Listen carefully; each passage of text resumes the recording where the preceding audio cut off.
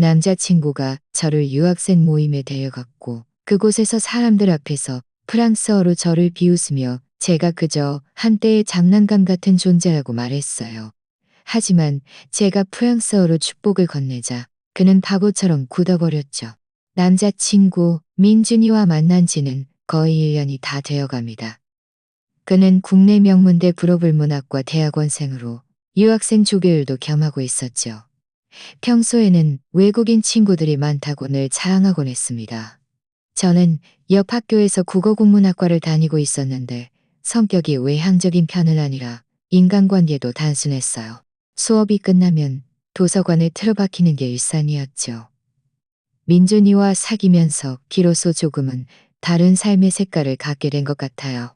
그날 오후 도서관에서 책을 빌려 나오는데 민준이가 전동 킥보드를 타고 나타났어요. 손에는 제가 좋아하는 버블티 한 잔을 들고 있었죠. 그가 버블티를 건네며 웃는 얼굴로 말했습니다. 지은아, 다음 주 토요일 저녁에 유학생 모임이 있는데 다 내가 아는 친구들이야.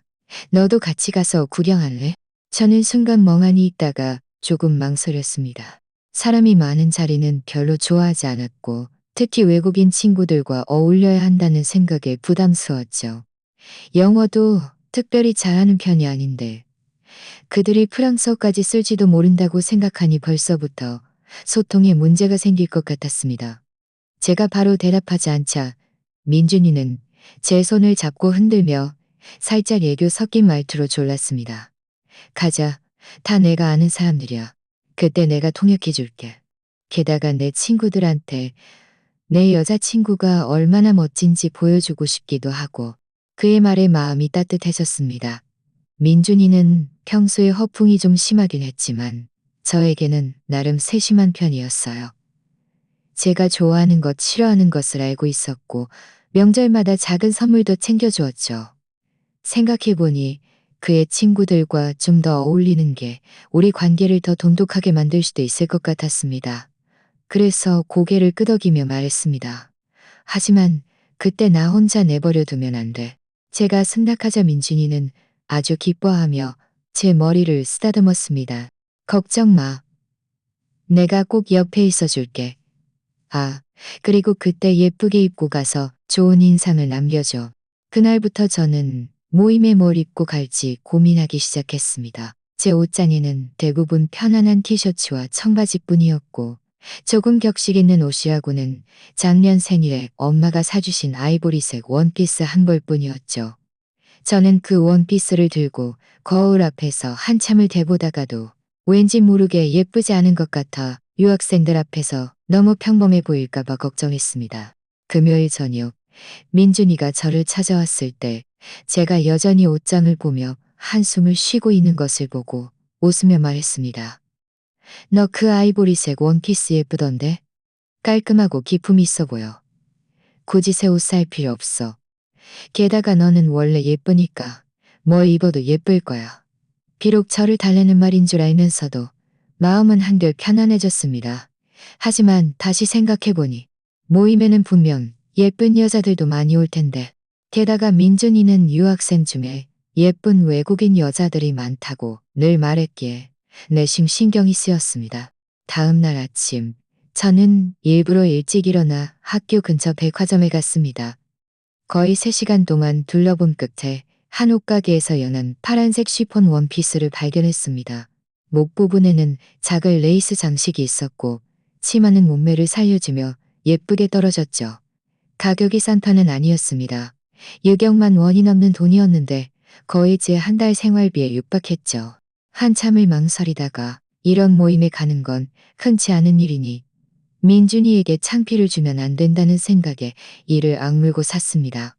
원피스를 사고 나서 저는 액세서리 가게에 들러잡고 아담한 진주 귀걸이 한 쌍과 베이지색 구두를 골랐습니다. 기숙사에 돌아와 원피스와 액세서리를 침대 위에 펼쳐놓고 거울 앞에서 입어보고 또 입어보는데 룸메이트 하늘이가 다가와 보더니 웃으며 말했습니다. 지은아, 너 중요한 사람 만나러 가니? 이렇게 예쁘게 입으면 분명 상대방이 홀딱 반할 거야. 저는 좀 쑥스러워서 말했습니다. 그냥 모임에 가는 거야. 민준이 친구들 만나러. 하늘이는 입술을 삐죽 내밀며 말했습니다. 민준이? 난 왠지 그 사람 좀 믿음직스럽지 않아. 지난번에 학교 앞에서 어떤 외국인 여자랑 엄청 즐겁게 우는 거 봤어. 너 조심해야 해. 저는 심장이 쿵 내려앉는 것 같았지만 서둘러 말했습니다. 아닐 거야. 그건 유학생 친구일 거라고 했어. 평소에 일 때문에 의논하는 사이래. 하늘이는 제가 민준이를 감싸는 것을 보고 더 이상 말하지 않고 그저 제 어깨를 두드리며 말했습니다. 어쨌든 네가 알아서 조심해. 그 사람 말 너무 믿지 말고. 겉으로는 아무 말도 하지 않았지만 마음속으로는 조금 불안했습니다. 민준이가 유학생들과 학업 문제로 자주 의논하고 가끔은 그들을 돕기도 한다고 말한 적이 있긴 했으니 별일 아닐 거라고 생각했습니다. 저는 고개를 흔들어 하늘이의 말을 머릿속에서 지워버렸습니다. 모임 가기 전에 이런 불쾌한 일은 생각하고 싶지 않았죠. 토요일 오후 저는 모임 2시간 전부터 화장을 시작했습니다. 평소에는 화장을 거의 하지 않고 간단하게 립스틱만 바르는 정도였는데 이번에는 좀 더 격식 있게 보이고 싶어서 일부러 룸메이트에게 아이섀도우와 파운데이션을 빌려 튜토리얼을 보며 조금씩 공들여 화장을 했습니다. 화장을 마친 후 연한 파란색 원피스를 입고 진주 귀걸이를 하고 구두를 신었습니다. 거울을 보니 확실히 평소보다 훨씬 예뻤고 전체적으로 훨씬 예뻤고 저녁 6시 반 민준이가 정시에 저를 데리러 왔습니다. 저를 보자마자 그의 눈이 반짝이더니 웃으며 말했습니다. 지은아, 오늘 정말 예쁘다. 못 알아볼 뻔했어. 저는 좀 부끄러워서 고개를 숙이며 말했습니다. 놀리지 마. 빨리 가자. 늦겠어. 민준이가 전동 킥보드를 타고서는 뒷좌석에 앉아 그의 허리를 잡았습니다. 저녁 바람이 얼굴에 다 여름의 뜨거운 기운을 실어 날랐습니다. 마음속으로는 기대감과 함께 약간의 긴장감이 감돌았죠. 저녁 모임은 어떤 모습일까? 그 유학인 친구들은 잘 어울릴 수 있을까 생각했습니다.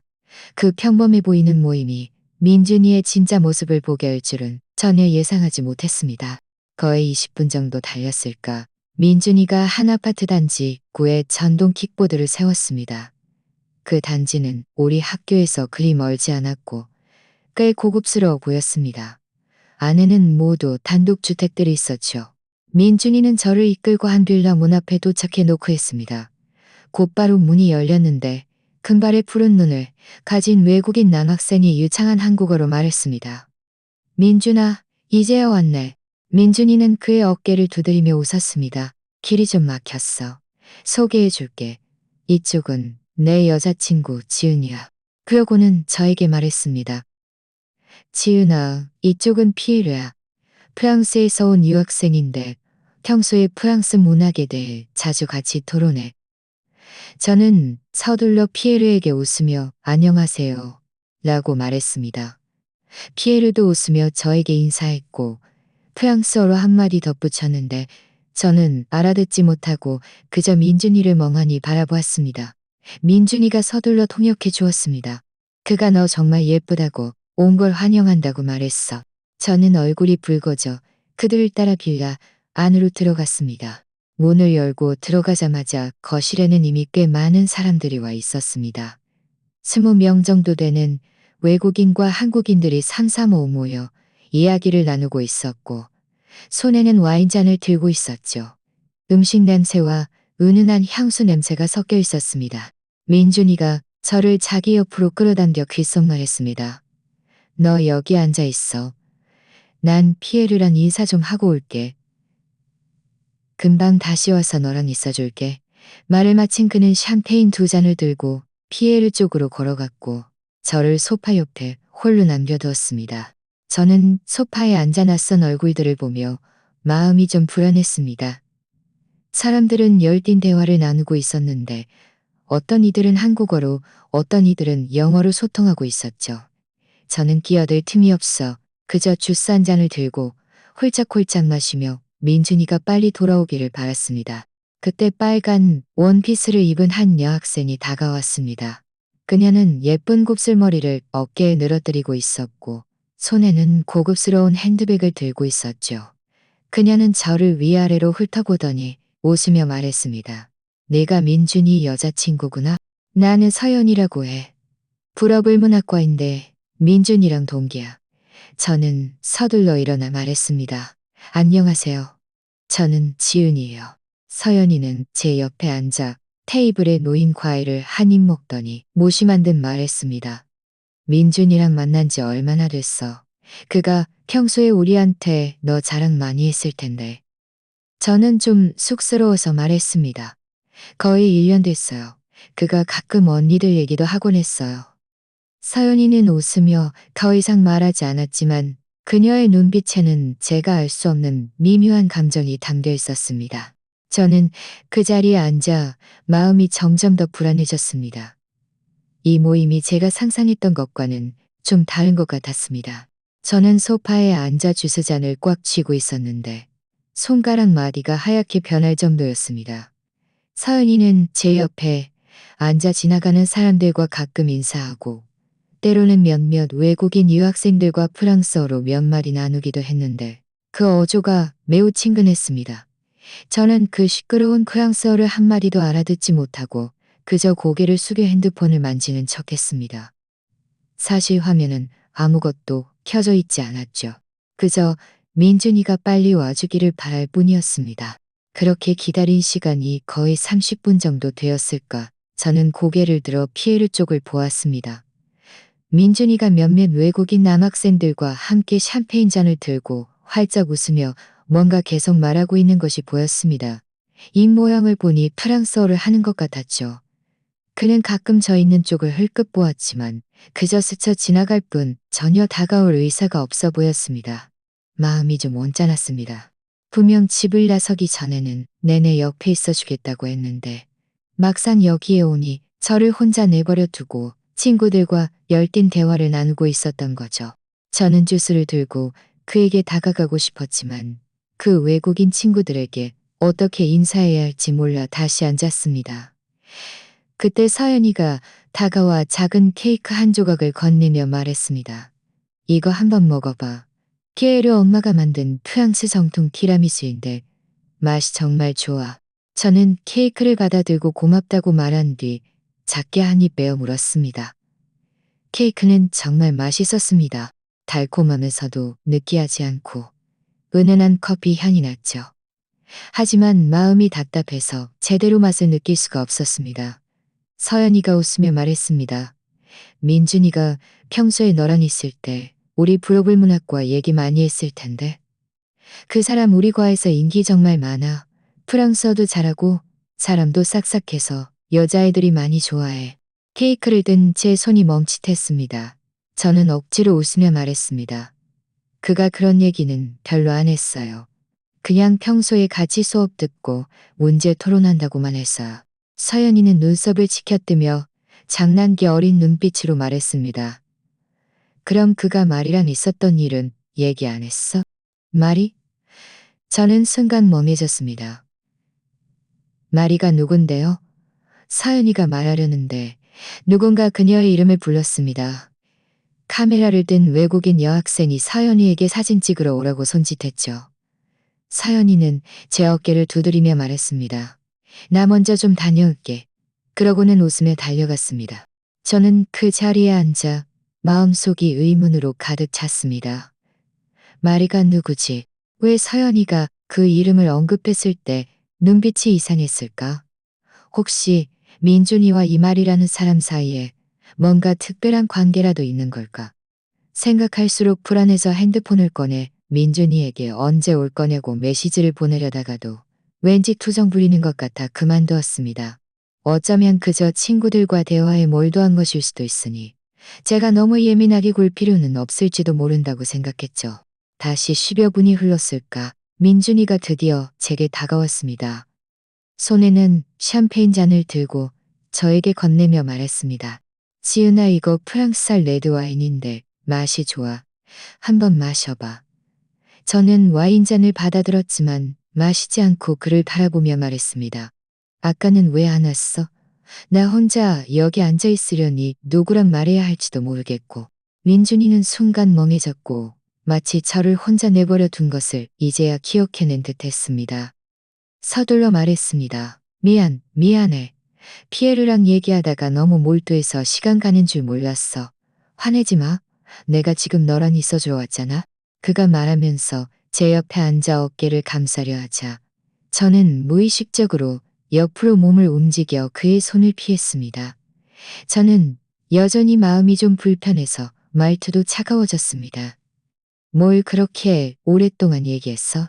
민준이는 웃으며 얼버무렸습니다. 별거 아니야. 그냥 프랑스 문학이랑 유학생들 얘기 좀 했어. 아, 맞다. 피에르가 아까 너도 프랑스어 할 줄 아냐고 묻더라. 내가 너는 못한다고 했어. 나중에 내가 너 가르쳐 줄게. 우리 나중에 프랑스어로 대화하면 얼마나 로맨틱해? 저는 그를 보며 그가 제 질문을 회피하는 것 같았지만 딱히 어디가 잘못되었는지 꼬집어 말할 수는 없었습니다. 한참 생각하다가 결국 물어보았습니다. 서연이가 말이라는 사람 얘기를 꺼내면서 너랑 그 사람 사이에 뭔가 있다고 하던데. 마리가 누구야? 민준이의 얼굴색이 순간 변했습니다. 비록 곧바로 평상시로 돌아왔지만 저는 그 변화를 눈치챌 수 있었죠. 그는 헛기침을 하며 말했습니다. 마리는 그냥 유학생이야. 프랑스에서 왔고 평소에 우리랑 같이 문제 토론하는 사이야. 별다른 사이 아니야. 사연이가 분명 너 놀린 걸 거야. 신경 쓰지 마. 저는 그의 눈을 똑바로 쳐다보며 뭔가 읽어내려 했지만 그는 제 시선을 피하며 다른 곳을 보았습니다. 저쪽에 맛있는 거 많아. 내가 너 데려가서 맛보게 해줄게. 다 외국인 친구들이 가져온 특별한 음식들이야. 말을 마친 그는 일어나 제 손을 잡고 음식 테이블 쪽으로 걸어갔습니다. 그에게 이끌려 가면서도 마음속 의문은 점점 깊어졌습니다. 그의 방금 반응이 너무 이상했습니다. 분명 뭔가 저에게 숨기는 것이 있었죠. 하지만 지금 이 자리에서 그와 다투고 싶지는 않았습니다. 친구들이 이렇게 많은데 싸우면 보기 좋지 않을 테니까요. 그래서 그저 그를 따라 음식 테이블 쪽으로 걸어갈 수밖에 없었습니다. 음식 테이블에는 스테이크, 닭 날개구이, 과일, 샐러드 등 많은 음식과 제가 이름도 알 수 없는 외국 디저트들이 놓여 있었습니다. 민준이가 접시를 들고 제게 스테이크 한 조각을 덜어주며 말했습니다. 이거 한번 먹어봐. 피에르가 구운 건데 그 사람이 이거 정말 잘 만들어. 겉은 바삭하고 속은 부드러워서 정말 맛있어. 저는 접시를 받아들고 스테이크를 작게 한 입 먹었습니다. 맛은 정말 좋았지만 마음이 복잡해서 제대로 맛을 느낄 수가 없었습니다. 그때 금발의 푸른 눈을 가진 외국인 여학생이 다가왔습니다. 하얀 원피스를 입고 있었는데 정말 예뻤고 미소도 상냥했죠. 그녀는 민준이 옆으로 다가와 프랑스어로 뭔가 말을 했는데 그 어조가 매우 친밀했습니다. 저는 그들을 보며 마음이 마치 뭔가에 찔린 듯 아팠습니다. 민준이에게 물었습니다. 저 사람은 누구야? 민준이가 고개를 돌려 저를 보더니 웃으며 말했습니다. 아, 저 사람이 말이야.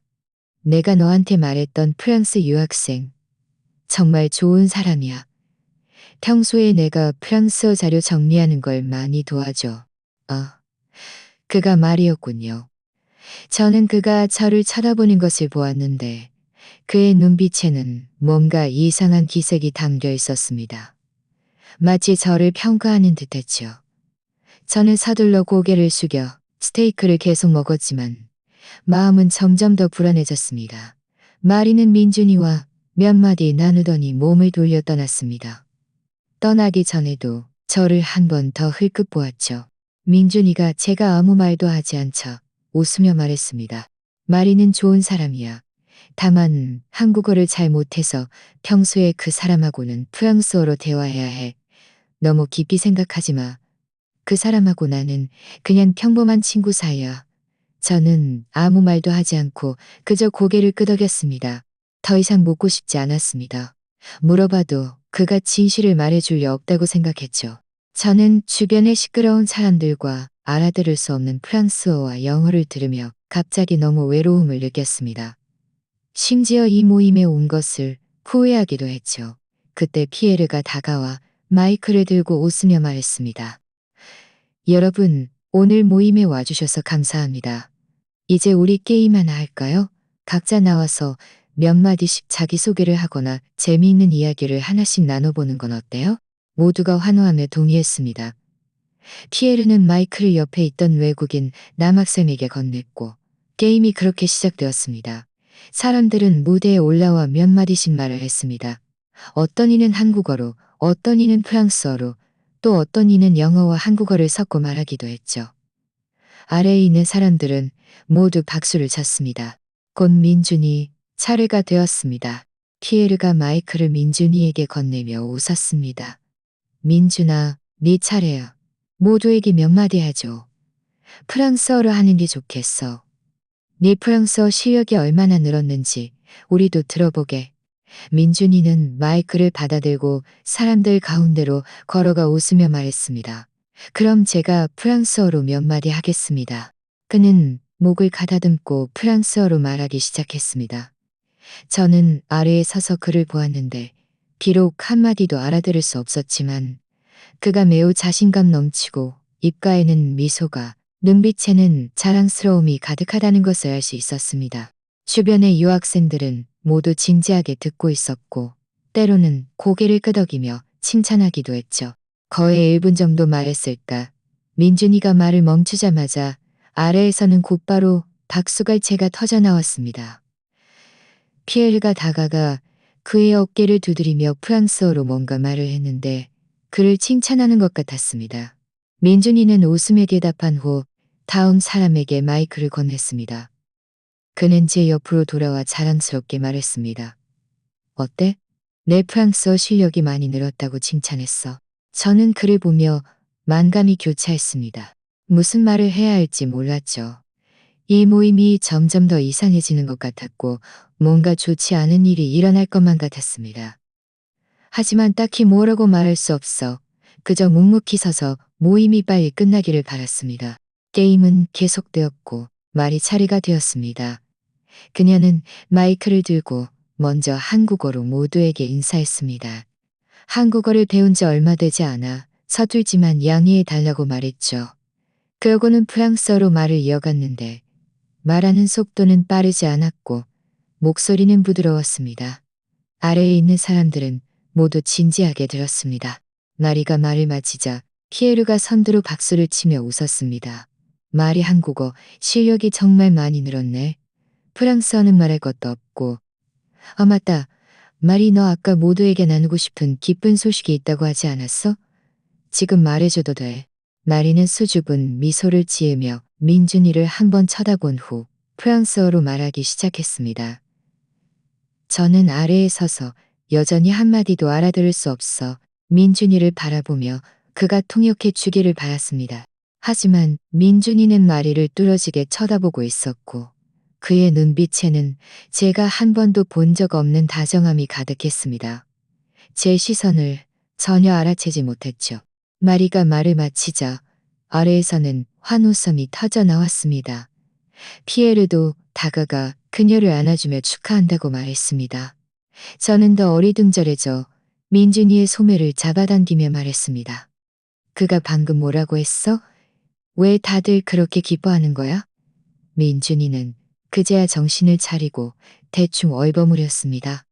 저는 좀 의심스러웠지만 그가 짜증내는 듯한 모습에 더 이상 묻지 않았습니다. 그때 서연이가 다가와 제 귀 속 말했습니다. 그 사람 말 믿지 마. 마리가 방금 다음 달에 아주 중요한 사람하고 약혼한다고 했어. 그가 민준이를 쳐다보는 눈빛 안 보였어? 저는 온몸이 굳어지는 것 같았습니다. 마치 차가운 물을 뒤집어 쓴 것처럼 머리부터 발끝까지 싸늘해졌죠. 저는 민준이를 보았는데 그도 마리를 보고 있었고 두 사람은 서로 눈을 마주치며 웃었습니다. 그 눈빛 속의 묵묵한 공감대는 결코 평범한 친구 사이에서 나올 수 있는 것이 아니었습니다. 저는 입을 열어 민준이에게 이게 도대체 무슨 일이냐고 묻고 싶었지만 제가 말을 꺼내기도 전에 피에르가 마이크를 들고 다가와 웃으며 말했습니다. 아까 마리가 기쁜 소식을 나눴으니 민준이 너도 네 여자친구와의 이야기를 모두에게 말해줘야 하는 거 아니야. 우리 다 궁금해 죽겠어. 주변 사람들도 모두 박자를 맞추어 장난치기 시작했습니다. 어떤 이들은 휘파람을 불고 어떤 이들은 테이블을 두드렸으며 몇몇 외국인 유학생들은 프랑스어로 뭔가 소리쳤는데 민준이를 재촉하는 것 같았습니다. 민준이는 사람들의 재촉에 좀 쑥스러워하며 머리를 극적였습니다. 저를 한번 쳐다본 후 마이크를 받아들고 말했습니다. 사실 별로 말할 것도 없어요. 그냥 평범한 연인 관계잖아요. 평범하면 안 되지. 피에르가 웃으며 말했습니다. 우리한테 자세히 말해줘야지. 예를 들어 언제 고백했는지, 언제 결혼할 생각인지, 프랑스어로 말해, 프랑스어로. 주변 사람들이 모두 프랑스어로, 프랑스어로 라고 외쳤습니다. 민준이는 잠시 망설이다가 마리를 한번 쳐다본 후 목을 가다듬고 마이크를 들고 프랑스어로 말하기 시작했습니다. 저는 아래에 서서 마음이 점점 더 불안해졌습니다. 이전에는 그가 마리나 피에르와 대화할 때도 프랑스어를 썼지만 어조는 매우 정상적이었죠. 하지만 이번에는 그의 어조에 약간의 경멸이 섞여 있었고 가끔 저 있는 쪽을 흘끗 보았는데 그 눈빛 속에 자랑스러움과 경멸을 저는 너무나 비록 프랑스어를 알아듣지 못했지만 주변 분위기가 이상하다는 것을 느낄 수 있었습니다. 아까까지만 해도 장난치던 사람들이 서서히 조용해졌고 어떤 이들은 미간을 찌푸리고 어떤 이들은 이상한 눈빛으로 저를 보았으며 또 어떤 이들은 옆 사람과 작은 소리로 속삭였습니다. 서연이가 제 옆에 서서 제 어깨를 가볍게 두드리며 작은 소리로 말했습니다. 그 사람 좋은 말 안 했어. 저는 주먹을 꽉 쥐었습니다. 손톱이 손바닥을 깊이 파고들어 아파서 눈물이 왈칵 쏟아질 것 같았습니다. 저는 민준이를 보았는데 그는 여전히 끊임없이 말하고 있었고 입가에는 미소가 걸려 있었죠. 마치 아주 재미있는 이야기를 하는 것처럼 보였습니다. 가끔 마리와 눈을 마주치기도 했고 마리도 웃으며 고개를 끄덕였습니다. 그 모습은 너무나 눈부셔서 저는 차마 볼 수가 없었습니다.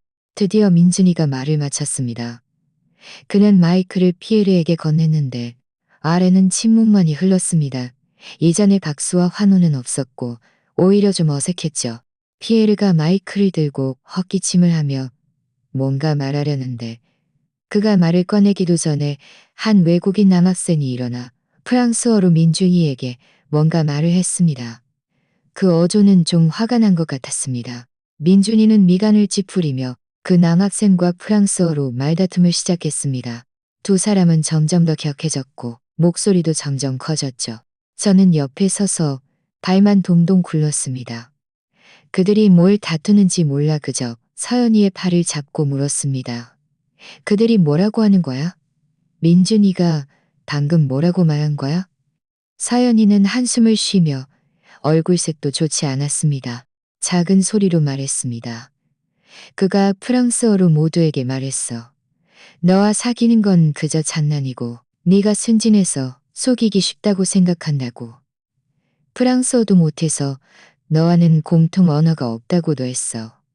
그리고 그가 진정으로 좋아하는 사람은 마리이고 다음 달에 마리와 약혼할 사람은 바로 그 사람이라고. 너는 그저 그가 시간을 때우기 위한 존재일 뿐이고 마리와 약혼한 후에는 너와 헤어질 거라고. 텅! 제 머릿속은 텅 비어 아무것도 들리지 않았습니다. 저는 민준이를 보았습니다. 그는 여전히 그 외국인 남학생과 다투고 있었고 얼굴에는 짜증이 가득했습니다. 마치 자신이 아무 잘못도 하지 않은 것처럼 보였죠. 그가 이전에 저에게 했던 말들은 모두 거짓말이었습니다. 친구들에게 저를 보여주고 싶다느니, 나중에 프랑스어를 가르쳐 주겠다느니, 마리와는 그저 평범한 친구 사이라느니 모두 거짓말이었죠. 그가 저를 이 모임에 데려온 것은 결코 제가 그의 친구들을 만나게 하려는 것이 아니라 사람들 앞에서 저를 모욕하고 싶었던 것이었습니다. 모든 사람에게 그가 저를 전혀 좋아하지 않고 그가 진정으로 약혼할 사람은 말이라는 것을 알리고 싶었던 거죠. 저는 화가 나서 온몸이 떨렸고 참았던 눈물이 드디어 흘러내렸습니다. 주변 사람들이 모두 저를 보고 있었습니다. 어떤 이들은 동정심 어린 눈빛으로, 어떤 이들은 호기심 어린 눈빛으로, 어떤 이들은 무관심한 눈빛으로. 그 시선들이 마치 바늘처럼 제 몸을 찔러 저는 너무나 부끄러웠습니다. 민준이가 드디어 그 외국인 남학생과 말다툼을 마쳤습니다. 그는 몸을 돌려 제가 울고 있는 것을 보고는 순간 멍해졌습니다. 그러고는 다가와 가식적으로 말했습니다. 지은아, 왜 울어? 누가 너 괴롭혔어? 나한테 말해. 내가 혼내줄게. 그의 위선적인 얼굴을 보며 저는 더 이상 참을 수 없어 그를 밀쳐내며 큰 소리로 말했습니다. 만지지 마. 네가 방금 그들에게 한 말 다 알고 있어. 나를 바보로 가지고 노는 거야? 왜 나한테는 말 안 했어? 나랑 사귀는 건 그저 시간 때우기 위해서였어? 민준이는 제가 밀쳐내자 한 발짝 뒤로 물러났고 얼굴색이 순간 변했습니다. 그의 눈빛에는 당황스러움이 가득했죠. 그는 주변 사람들을 한번 쳐다본 후 서둘러 말했습니다. 지은아, 다른 사람 말 믿지 마. 내가 방금 그렇게 말한 게 아니야. 다 오해야. 정말 오해야. 오해? 저는 비웃었습니다. 눈물은 더 굵게 흘러내렸죠. 방금 다 들었어. 아직도 변명하고 싶어? 민준아, 너 정말 역겨워. 주변 사람들도 모두 웅성거렸습니다. 어떤 이들은 민준이가 너무 심하다고 말했고, 어떤 이들은 제가 너무 불쌍하다고 말했습니다. 또 어떤 이들은 프랑스어로 마리에게 말을 걸었고, 마리의 얼굴색도 좋지 않아 고개를 숙이고 저를 쳐다보지 못했습니다. 피에르가 다가와 미간을 찌푸리며 민준이에게 말했습니다. 민준아, 네가 어떻게 이럴 수 있어? 지은이는 정말 좋은 여자인데 네가 그에게 그렇게 대하면 안 되지. 게다가 사람들 앞에서 그를 모욕하면 안 돼. 민준이는 피에르마저 자신을 비난하자 더욱 당황했습니다. 서둘러 말했습니다. 정말 고의가 아니었어. 그냥 모두와 장난친 거야. 그가 진지하게 받아들일 줄 몰랐어. 장난? 저는 그를 보며 마음속에 분노와 억울함이 파도처럼 밀려왔습니다. 다른 사람의 감정을 장난으로 여기고 나를 바보처럼 가지고 놀아? 그게 네가 말하는 장난이야? 민준아, 너 정말 이기적이야. 그때 저는 문득 한 가지 사실이 떠올랐습니다. 저는 평소에 프랑스어를 잘하지 못했지만 부모님 모두 대학교 프랑스어 교수님이셨기에 어려서부터 그들이 프랑스어로 말하는 것을 들을렀습니다. 비록 회화는 서툴렀지만 듣기는 문제가 없었죠. 민준이가 말한 것들을 사실 드문드문 알아들었지만 믿고 싶지 않았을 뿐이었습니다. 서연이가 저에게 통역해주고 나서야 비로소 확신할 수 있었죠. 저는 심호흡을 하고 눈물을 닦았습니다. 민준이를 보았다가 주변 사람들을 한번 쳐다본 후 옆 테이블에 놓인 다른 마이크를 들었습니다. 목을 가다듬고 유창한 프랑스어로 말했습니다. 먼저 오늘 이 자리에 저를 초대해 주셔서 감사합니다. 덕분에 어떤 사람의 진짜 모습을 분명히 보게 되었네요. 다음으로 민준 씨와 마리 씨의 약혼을 진심으로 축하합니다. 앞으로는 진심으로 사람을 대하고 더 이상 감정으로 다른 사람을 속이지 않기를 바랍니다. 마지막으로 민준 씨와의 관계는 지금 이 순간부터 공식적으로 끝입니다. 제 말이 끝나자마자 장내는 완전히 조용해졌습니다. 민준이와 마리를 포함한 모든 사람들이 저를 놀란 듯 바라보았습니다. 그들의 입은 달걀 하나가 들어갈 정도로 벌어졌고 눈은 동그랗게 커져 마치 자기 귀를 믿을 수 없다는 듯했습니다. 민준이는 한참을 멍하니 있다가 겨우 정신을 차리고 더듬거리며 말했습니다. 너 프랑스어 할 줄 알아? 언제부터 프랑스어를 할 줄 알았던 거야? 저는 그가 당황하고 어쩔 줄 몰라 하는 모습을 보며 복수심의 쾌감을 느꼈습니다. 저는 비웃으며 한국어로 말했습니다. 내가 프랑스어를 할 줄 알든 말든 너랑 무슨 상관이야? 오히려 네가 방금 한 말들 내가 못 알아들을 줄 알았어? 민준아, 너 남들 앞에서 프랑스어 자랑하는 거 좋아했잖아. 민준이는 그 자리에 서서 얼굴이 붉어졌다가 창백해졌다가 했습니다. 입을 몇 번 움직였지만 한마디도 할 수 없었죠. 주변 사람들은 그가 이런 모습을 보이자 작은 소리로 웃기 시작했고 몇몇 외국인 유학생들은 프랑스어로 귓속말하며 비웃는 눈빛을 보냈습니다.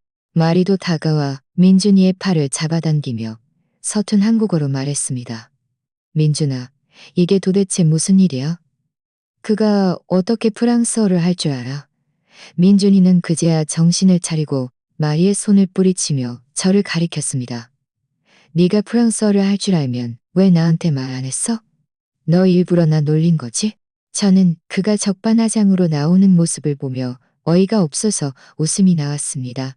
되물었죠. 내가 왜 너한테 말해야 해? 너 나랑 사귀는 동안 언제 진심으로 너의 이야기를 나한테 해줬어? 너 말이란 약혼할 거면서 나한테도 말 안 했잖아? 나를 바보처럼 속여놓고 이제 와서 내가 왜 너한테 말 안 했냐고 따질 자격이 있어. 그 말에 민준이는 할 말을 잃었습니다. 입을 열어 반박하려 했지만 변명할 거리를 찾지 못하고 그저 그 자리에 서서 얼굴이 새빨개졌죠. 피에르가 다가와 민준이를 보며 실망한 듯한 어조로 말했습니다. 민준아, 네가 이런 사람일 줄은 정말 몰랐어. 지은이가 프랑스어를 할 줄 아는 것도 모른다니 네가 평소에 그를 전혀 이해하려고 노력하지 않았다는 증거야. 너는 그를 속였을 뿐만 아니라 사람들 앞에서 그를 모욕했어. 이건 정말 잘못된 일이야. 옆에 있던 이전에 민준이와 다투었던 외국인 남학생도 입을 열었습니다. 그는 한국어로 천천히 말했습니다. 내가 아까부터 이런 식으로 하는 건 옳지 않다고 말했는데 넌 듣지 않았지. 이제 들통났는데 무슨 할 말이 더 있어? 민준이의 얼굴은 더욱 붉어졌습니다. 그는 그 남학생을 험악하게 노려보다가 저를 보며 약간 위협적인 어조로 말했습니다. 지은아, 너무 심하게 굴지 마. 우리 아무리 그래도 거의 1년 동안 사귀었는데 나한테 좀 체면을 세워줄 수는 없니? 체면? 저는 비웃었습니다. 네가 사람들 앞에서 내가 그저 네가 시간 때우기 위한 장난감이라고 말하고 나를 비웃었을 때는 왜 나한테 체면을 세워줄 생각 안 했어? 네가 나를 속일 때는 왜 우리가 거의 1년 동안 사귀었다는 생각 안 했어? 민준아, 체면은 스스로 지키는 거지 남이 주는 게 아니야. 오늘 네가 이렇게 된 건 다 네가 자초한 일이야. 주변 사람들도 모두 고개를 끄덕였습니다. 어떤 이들은 작은 소리로 맞아. 그 사람이 먼저 잘못했으면서 체면을 따질 자격이 어디 있어? 라고 말했고 또 어떤 이들은 이런 남자 정말 쓰레기야. 지은이가 헤어진 건 잘한 일이야 라고 말했습니다. 민준이는 사람들의 웅성거림을 들으며 점점 더 화가 났지만 감히 터뜨릴 수도 없었습니다. 그저 이를 악물고 저를 노려볼 뿐이었죠. 저는 그의 시선을 무시하고 계속 말했습니다. 내가 프랑스어를 못 알아들을 거라고 생각해서 뒤에서 나에 대해 함부로 말할 수 있다고 생각했어. 네가 나를 순진하고 속이기 쉽다고 말하고 나와는 공통 언어가 없다고 말했지.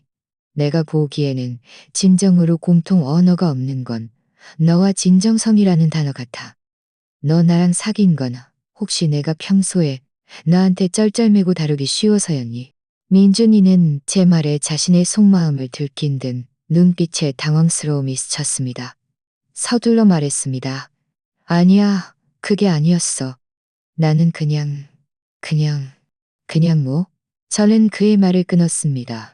그냥 내가 속이기 쉽다고 생각해서 나랑 연애하면서 말이랑 썸 타다가 그 사람이랑 약혼까지 계획한 거야? 민준아, 너 너무 욕심쟁이 아니니?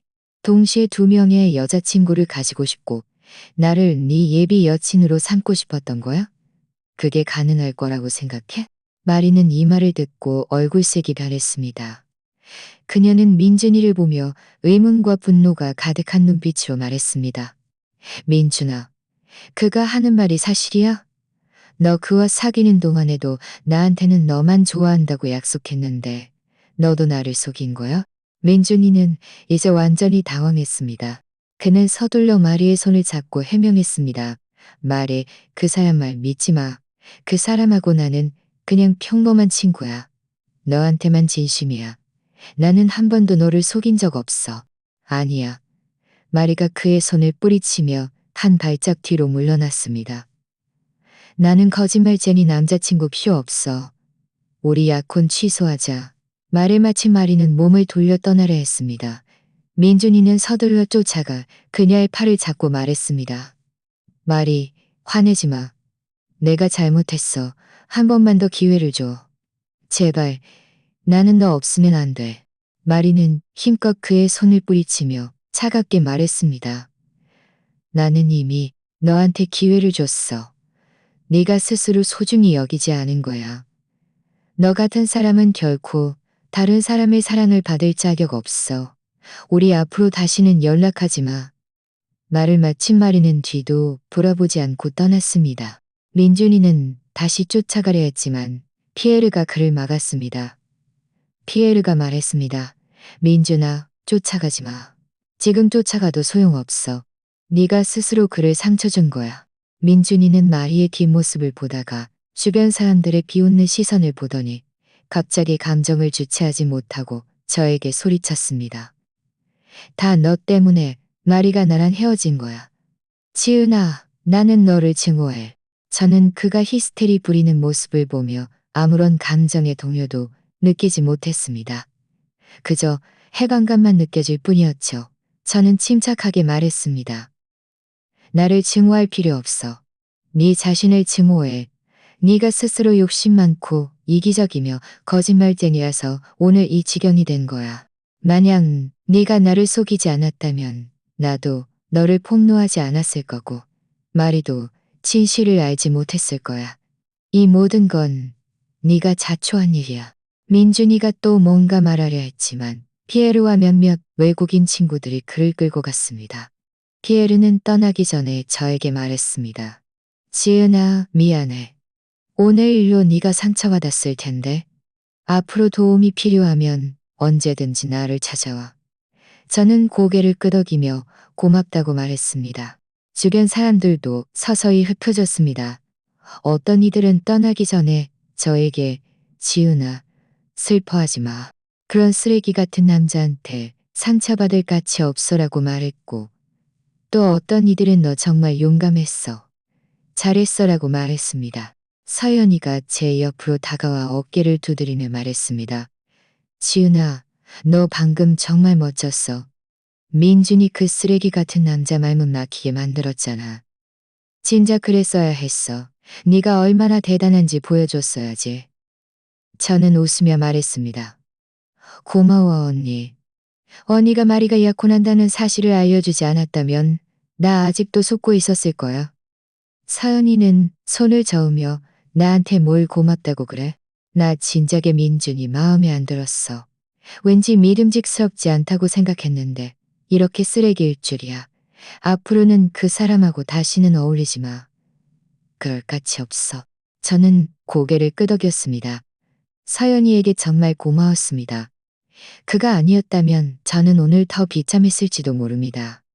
이렇게 된 이상 더 이상 관계를 지속할 수는 없었습니다. 저는 서연이와 인사를 나누고 떠날 준비를 했습니다. 빌라 문을 나설 때 뒤를 돌아보니 민준이가 몇몇 외국인 친구들에게 붙잡혀 계속 몸부림치며 뭔가 소리치고 있었습니다. 정말 비참해 보였습니다. 저는 더 이상 지체하지 않고 몸을 돌려 떠났습니다. 밤바람이 좀 차가웠지만 얼굴에 닿으니 정신이 맑아지는 것 같았습니다. 비록 오늘 일로 많이 슬펐지만 더 큰 것은 해방감이었습니다. 저는 드디어 민준이 그 쓰레기 같은 남자에게서 벗어났고 더 이상 그에게 속임당하거나 그의 거짓말 속에서 살 필요가 없게 되었죠. 학교로 돌아가는 길에 엄마에게 전화했습니다. 전화가 연결되자 엄마의 다정한 목소리가 들려왔습니다. 지은아, 이 늦은 시간에 왜 아직 안 자고 있어? 엄마 목소리를 듣자마자 저는 더 이상 참지 못하고 눈물을 쏟아냈습니다. 흐느끼며 말했죠. 엄마, 저 민준이랑 헤어졌어요. 그가 저를 속였어요. 다른 여자랑 약혼할 거면서 사람들 앞에서 저를 모욕했어요. 엄마는 이 말을 듣고 서둘러 말했습니다. 지은아, 슬퍼하지 마. 그런 쓰레기 같은 남자랑 헤어진 건 잘한 일이야. 너 어디야? 엄마가 지금 당장 너한테 갈게. 저는 말했습니다. 괜찮아요. 벌써 학교 가는 길이에요. 걱정 마세요. 그냥 엄마한테 말하고 싶었을 뿐이에요. 엄마는 한숨을 쉬며 말했습니다. 바보 같은 딸, 그렇게 큰 상처를 받았는데 어떻게 괜찮을 수 있니? 걱정 마. 엄마가 있는데 아무도 너를 괴롭힐 수 없어. 내일 주말이니까 집에 와. 엄마가 네가 제일 좋아하는 돼지갈비찜 해줄게. 전화를 끊자 마음이 따뜻해졌습니다. 비록 나쁜 남자를 만났지만 저를 사랑하는 엄마가 있고 저를 걱정해주는 친구들이 있으니 그것으로 충분했습니다. 기숙사에 돌아오니 룸메이트 하늘이는 이미 잠들어 있었습니다. 저는 조용히 씻고 침대에 누웠지만 뒤척이며 잠들지 못했습니다. 오늘 있었던 일들이 마치 영화처럼 제 머릿속을 스쳐 지나갔습니다. 민준이가 저를 모임에 초대한 순간부터 그가 사람들 앞에서 저를 모욕하고 제가 프랑스어로 그의 거짓말을 폭로하는 장면까지 모든 장면이 생생했습니다. 이 관계의 끝이 저에게 좋은 일이라는 것을 알았습니다. 그 일은 민준이의 진짜 모습을 보게 해주었고 연애에서 너무 비굴해지거나 다른 사람을 너무 믿으면 안 된다는 것, 스스로를 보호하는 법을 배워야 한다는 것을 깨닫게 해주었습니다. 비록 지금은 마음이 좀 슬프지만 시간이 모든 것을 치유해 줄 것이라고 믿습니다. 앞으로는 더 많은 에너지를 학업과 생활에 쏟아붓고 저 자신을 사랑하고 주변 사람들을 사랑해야겠다고 생각했습니다. 저는 분명 저를 진정으로 소중히 여길 사람을 만날 수 있을 것입니다. 다음 날 아침, 저는 핸드폰 알람 소리에 잠에서 깼습니다. 비몽사몽간에 핸드폰을 보니 발신자 표시에는 민준이의 이름이 떠 있었습니다. 저는 미간을 찌푸리고 바로 수신 거절 버튼을 눌렀습니다. 하지만 2초도 안 되어 그가 다시 전화했습니다. 끈질긴 녀석 같으니. 저는 짜증스럽게 전화를 받았습니다. 그가 말하기도 전에 제가 먼저 말했습니다. 무슨 일이야? 빨리 말해. 나 아직 자야 해. 전화 저편에서 민준이의 약간 쉬어버린 목소리가 들려왔습니다. 마치 밤새 울기라도 한 듯했죠. 지은아, 내가 잘못했어. 어제 내가 귀신에 홀린 듯 말도 안 되는 소리를 해서는 안 되는 거였는데. 나 용서해줘.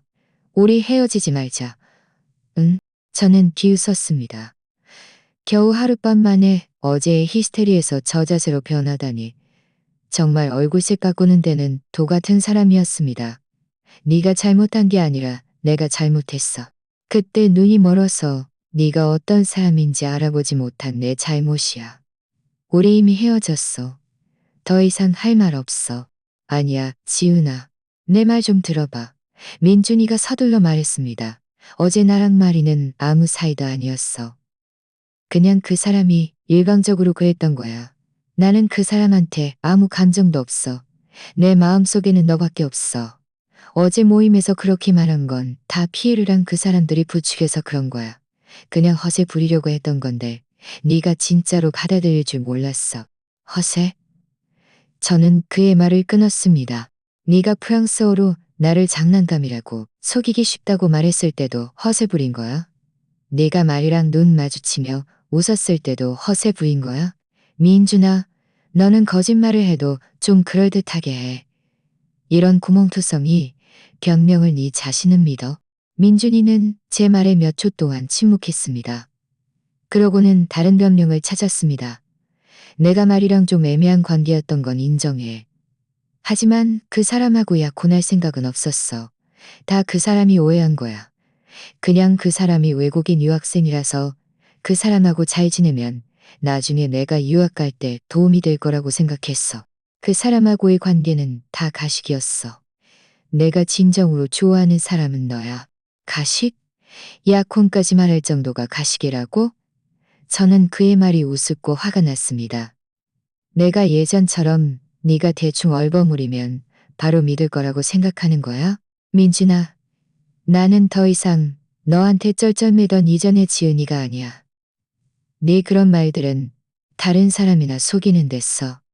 이제 끊을 거야. 말을 마치고 제가 전화를 끊으려 하자 민준이가 서둘러 외쳤습니다. 끊지 마, 지은아. 네가 아직 화나 있는 거 알아. 내가 보상해 줄게. 너 새 태블릿, PC 갖고 싶어 했잖아? 지금 당장 가서 사줄게. 그리고 지난번에 네가 마음에 들어했던 목걸이도 같이 사줄게. 우리 헤어지지 말자. 저는 역겨움을 느꼈습니다. 그가 이런 것들로 저를 매수할 수 있다고 생각하는 걸까요? 예전에 제가 그와 사귈 때 저는 한 번도 그에게 비싼 선물을 요구한 적이 없었습니다. 그가 저에게 준 작은 선물들도 모두 보물처럼 간직했죠. 그런데 이제 와서 물질로 저를 되찾으려 하다니 이건 제가 그에게 가졌던 감정에 대한 모욕이나 다름없었습니다. 필요 없어. 네 물건은 받을 수 없어. 저는 차가운 어조로 말했습니다. 앞으로는 다시는 나한테 전화하지 마. 나는 이미 네 번호 차단했어. 다시 전화해도 소용없을 거야. 말을 마친 저는 바로 전화를 끊고 그의 번호를 차단 목록에서 풀었다가 다시 차단했습니다. 그가 다시는 전화할 수 없도록 확실히 했죠. 이렇게 하면 깔끔하게 끝날 줄 알았는데 예상치 못하게 그날 오후 도서관에 갔을 때 도서관 입구에서 민준이에게 붙잡혔습니다. 그는 구겨진 셔츠를 입고 있었고 눈은 벌겋게 충혈되어 있었으며 턱에는 수염이 덥수룩했습니다. 평소 깔끔하고 세련된 척하던 그와는 전혀 다른 모습이었죠. 그는 저를 보자마자 서둘러 달려와 제 손을 잡으려 했습니다. 지은아, 내가 오전 내내 너를 찾았어. 드디어 찾았네. 한 번만 더 기회를 줘. 정말 변할게. 앞으로는 다시는 너를 속이지 않을게. 우리 다시 잘 사귀자. 응? 저는 서둘러 한 발짝 뒤로 물러나 그의 손을 피하고 경계하며 그를 보았습니다. 뭘 하려는 거야? 여기 학교야. 함부로 굴지 마. 주변에는 이미 지나가던 학생들이 호기심 어린 눈빛으로 저희를 보고 있었습니다. 저는 그와 여기서 실랑이를 벌여 남들의 웃음거리가 되고 싶지 않았습니다. 그래서 목소리를 낮춰 말했습니다. 할 말 있으면 빨리 말해. 나 도서관 가서 책 봐야 해. 민준이는 제가 조금 누그러진 것을 보고 서둘러 말했습니다. 지은아, 어제 네가 상처받은 거 알아. 내가 이미 마리한테 다 정리하고 그 사람하고는 완전히 연락 끊었어. 앞으로는 너한테만 잘할게. 믿어줘. 내가 고의로 너를 속이려 한 게 아니야. 그냥 한순간 정신이 없었을 뿐이야. 한 번만 더 만회의 기회를 주면 안 될까? 네가 말이랑 연락을 끊든 말든 나랑은 상관없어. 저는 차갑게 말했습니다. 우리 이미 헤어졌어. 더 이상 너랑 엮이고 싶지 않아. 만약 계속 이렇게 나를 괴롭히면 교수님한테 말해서 학교에서 처리하게 할 거야. 민준이의 얼굴색이 순간 변했습니다. 제가 그렇게 단호하게 나올 줄은 예상치 못했죠. 그는 잠시 멍하니 있다가 갑자기 땅에 쭈그리고 앉아 두 손으로 머리를 감싸 쥐었습니다. 목소리에는 흐느낌이 섞여 있었습니다. 지은아, 나는 너 없으면 안 돼. 우리 거의 1년 동안 사귀었잖아. 너에 대한 내 감정은 다 진심이었어. 어떻게 그렇게 모질게 굴 수 있어? 어제 집에 가서 밤새 생각했는데 내가 가장 사랑하는 사람은 역시 너라는 걸 깨달았어. 너 없는 삶은 정말 살 수 없어. 그가 이렇게 소란을 피우자 주변에 보는 사람들이 더 많아졌고 어떤 이들은 핸드폰으로 몰래 사진을 찍기도 했습니다. 저는 화가 나고 당황스러워서 그를 일으키고 싶었지만 그는 바닥에 주저앉아 움직이지 않으려 했고 일부러 큰 소리로 말했습니다. 지은아, 한 번만 용서해줘.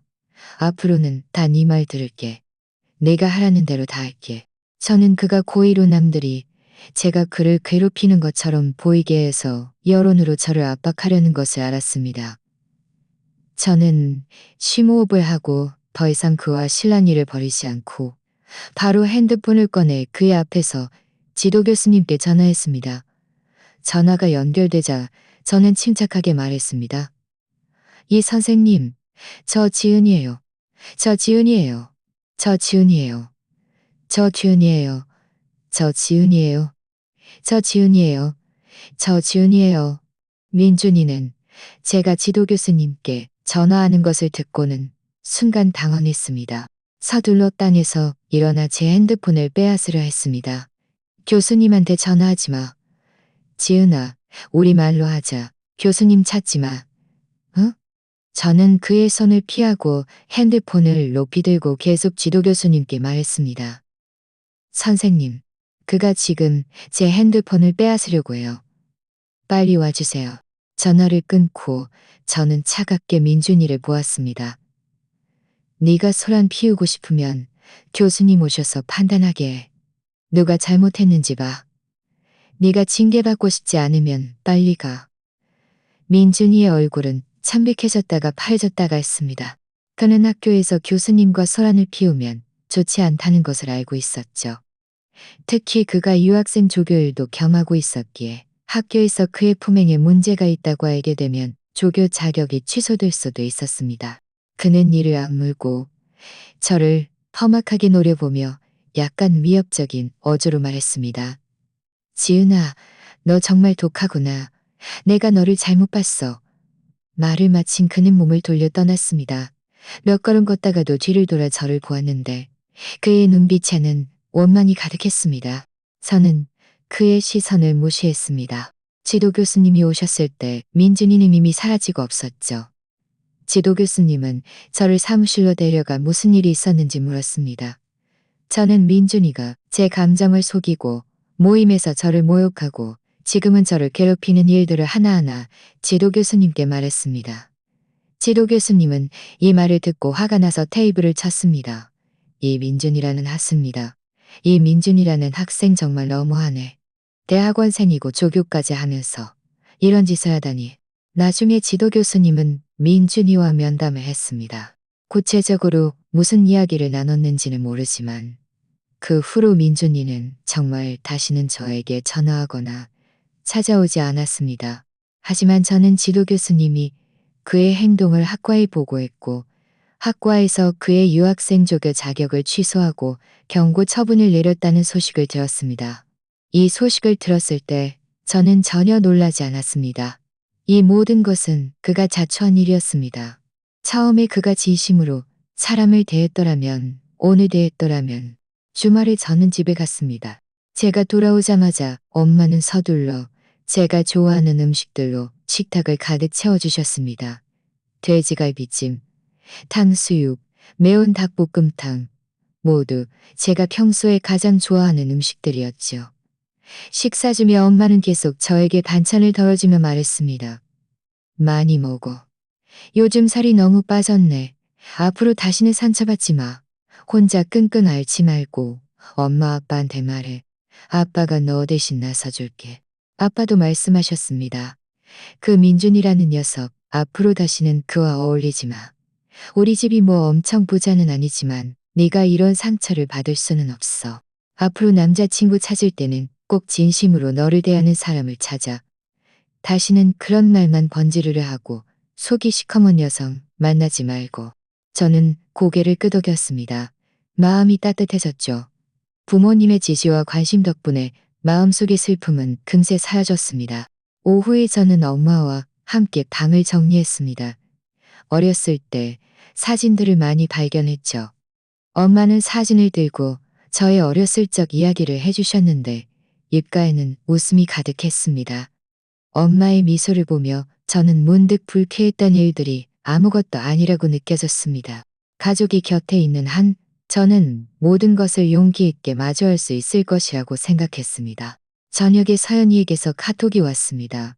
어제 마리를 만났는데 마리가 이미 귀국 비행기표를 샀고 다음 주에 떠날 거라고 했습니다. 그리고 앞으로는 민준이와 다시는 연락하고 싶지 않다고도 했죠. 저는 알았어. 고마워라고 답장을 보내고 마음속으로 완전히 안도했습니다. 민준이는 조교 자격을 잃고 징계까지 받았으며 마리도 귀국하게 되었습니다. 그가 공들여 계획했던 모든 것이 결국 물거품이 된 것이죠. 반면 저는 비록 실패한 연애를 경험했지만 그 과정에서 성장했고 진실을 분별하고 스스로를 보호하는 법을 배웠습니다. 앞으로의 길이 아직 멀고 또 온갖 어려움을 겪을 수도 있겠지만 저는 더 이상 예전처럼 나약하지 않을 것입니다. 저는 가족의 사랑과 친구들의 관심으로 용기 있게 나아가고 제 삶을 잘 살며 진정으로 저에게 속한 행복을 기다릴 것입니다. 시간은 천천히 제자리로 돌아왔습니다. 저는 매일 정시에 수업에 가고 도서관에 틀어박혀 공부했습니다. 가끔 서연이와 함께 밥을 먹거나 쇼핑을 하기도 했죠. 민준이는 더 이상 떠오르지 않았습니다. 그가 이제는 조용히 지낼 줄 알았는데 예상치 못하게 일주일 후 어느 날 학교 학생 식당에서 밥을 먹다가 우연히 그에 대한 소식을 듣게 되었습니다. 그날 서연이와 저는 창가 자리에 앉아 막 밥을 먹기 시작했는데 옆 테이블에 앉은 불어불문학과 여학생 2명이 작은 소리로 웅성거리는 소리가 들렸습니다. 한 여학생이 말했습니다. 너 그거 알아? 민준이 요즘 정말 불쌍하대. 여기저기 돈 빌리러 다니는데 집세도 못 낼 지경이래. 다른 여학생이 놀라서 말했습니다. 진짜? 그 사람 예전에는 돈도 꽤 많았잖아. 새 컴퓨터도 사고 친구들한테 밥도 사고 그랬는데 어떻게 갑자기 돈이 없어졌대? 누가 알겠어?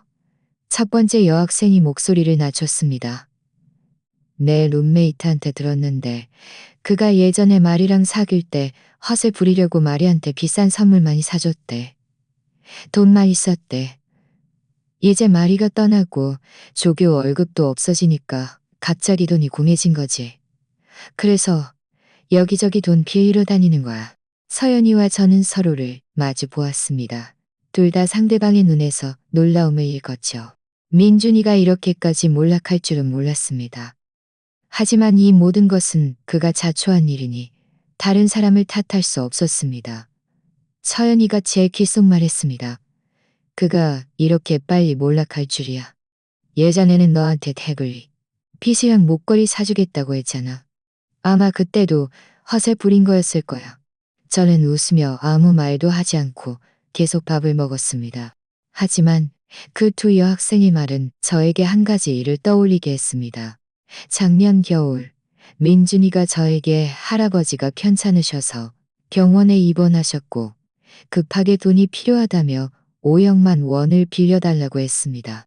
저는 그때 별 생각 없이 그가 집에 어려운 일이 생겼다고 여겨 오랫동안 모아둔 용돈을 빌려주었죠.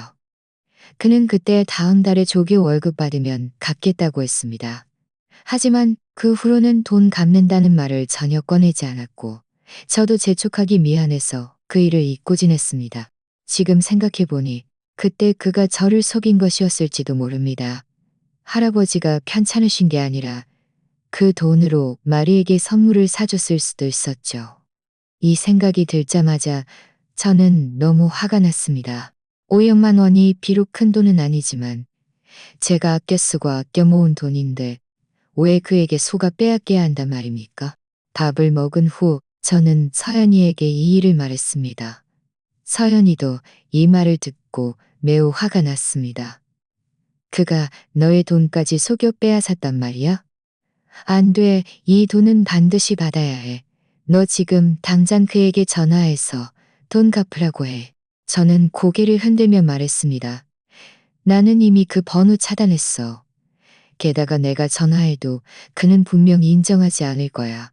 아마 온갖 변명을 늘어놓으며 회피하겠지. 서연이가 생각하다가 말했습니다. 그럼 우리 증거를 찾아보자. 그가 다른 사람들에게도 돈을 빌렸다고 하지 않았어? 우리 그에게 돈을 빌려준 사람들과 연락해서 같이 돈을 받으러 가자. 여럿이 함께하면 힘이 더 커서 그가 발뺌할 수 없을 거야.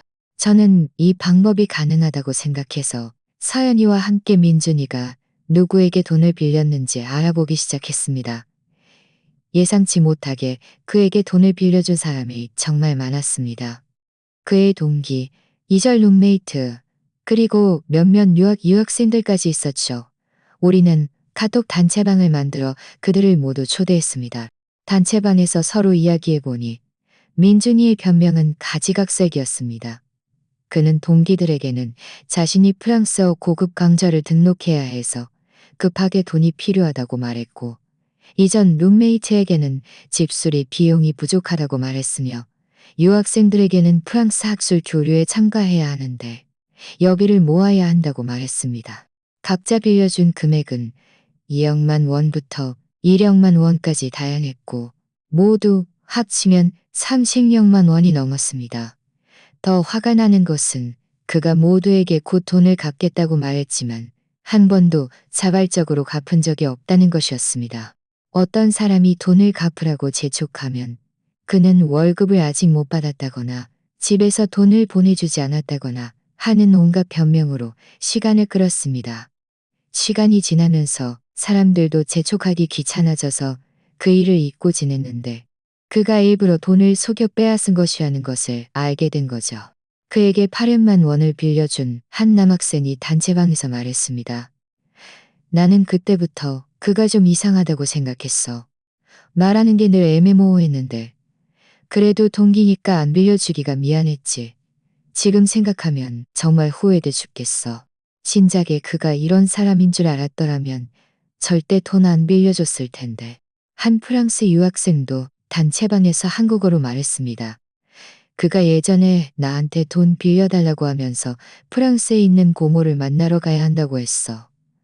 그런데 나중에 피에르한테 물어보니 피에르가 그 사람 프랑스에 고모 없대. 그가 나를 속인 거였어. 모두가 말할수록 더 화가 났고 모두가 함께 민준이에게 돈을 받으러 가겠다고 말했습니다. 우리는 다음 날 오후 방과 후에 불어불문학과 건물 입구에 모여 함께 민준이를 찾아가기로 약속했습니다. 다음 날 오후 우리는 일행 모두 건물 입구에서 10분 정도 기다리자 민준이가 고개를 숙이고 건물에서 걸어 나오는 것이 보였습니다. 그는 색바얀 재킷을 입고 있었는데 이전보다 더 초췌해 보였습니다. 그는 우리를 보자마자 돈 받으러 온 것을 알아채고 얼굴색이 변했습니다. 몸을 돌려 도망치려 했지만 우리는 이미 준비를 하고 있었기에 몇몇 남학생들이 서둘러 그를 막아섰습니다. 민준이는 당황해서 큰 소리로 말했습니다. 너희들 뭐 하려는 거야? 내가 경고하는데 여기 학교야. 함부로 굴지 마. 저는 앞으로 나서서 차갑게 말했습니다. 우리는 뭘 하려는 게 아니야. 그냥 네가 우리한테 빌려간 돈 갚으라고 하러 온 거야. 네가 우리한테 말한 변명들 다 거짓말인 거 이미 알고 있어. 더 이상 연기하지 마. 민준이의 얼굴은 붉어졌다가 창백해졌다가 했습니다. 그는 계속 변명하려 했습니다. 내가 언제 너희들한테 돈 빌렸다고? 너희들 왜 없는 말 지어내? 나는 너희들이 일부러 나 괴롭히러 온 거라고 생각해. 없는 말 지어내? 그에게 갓난원을 빌려준 한 여학생이 핸드폰을 꺼내 카톡 대화 기록을 보여주었습니다. 네가 직접 봐.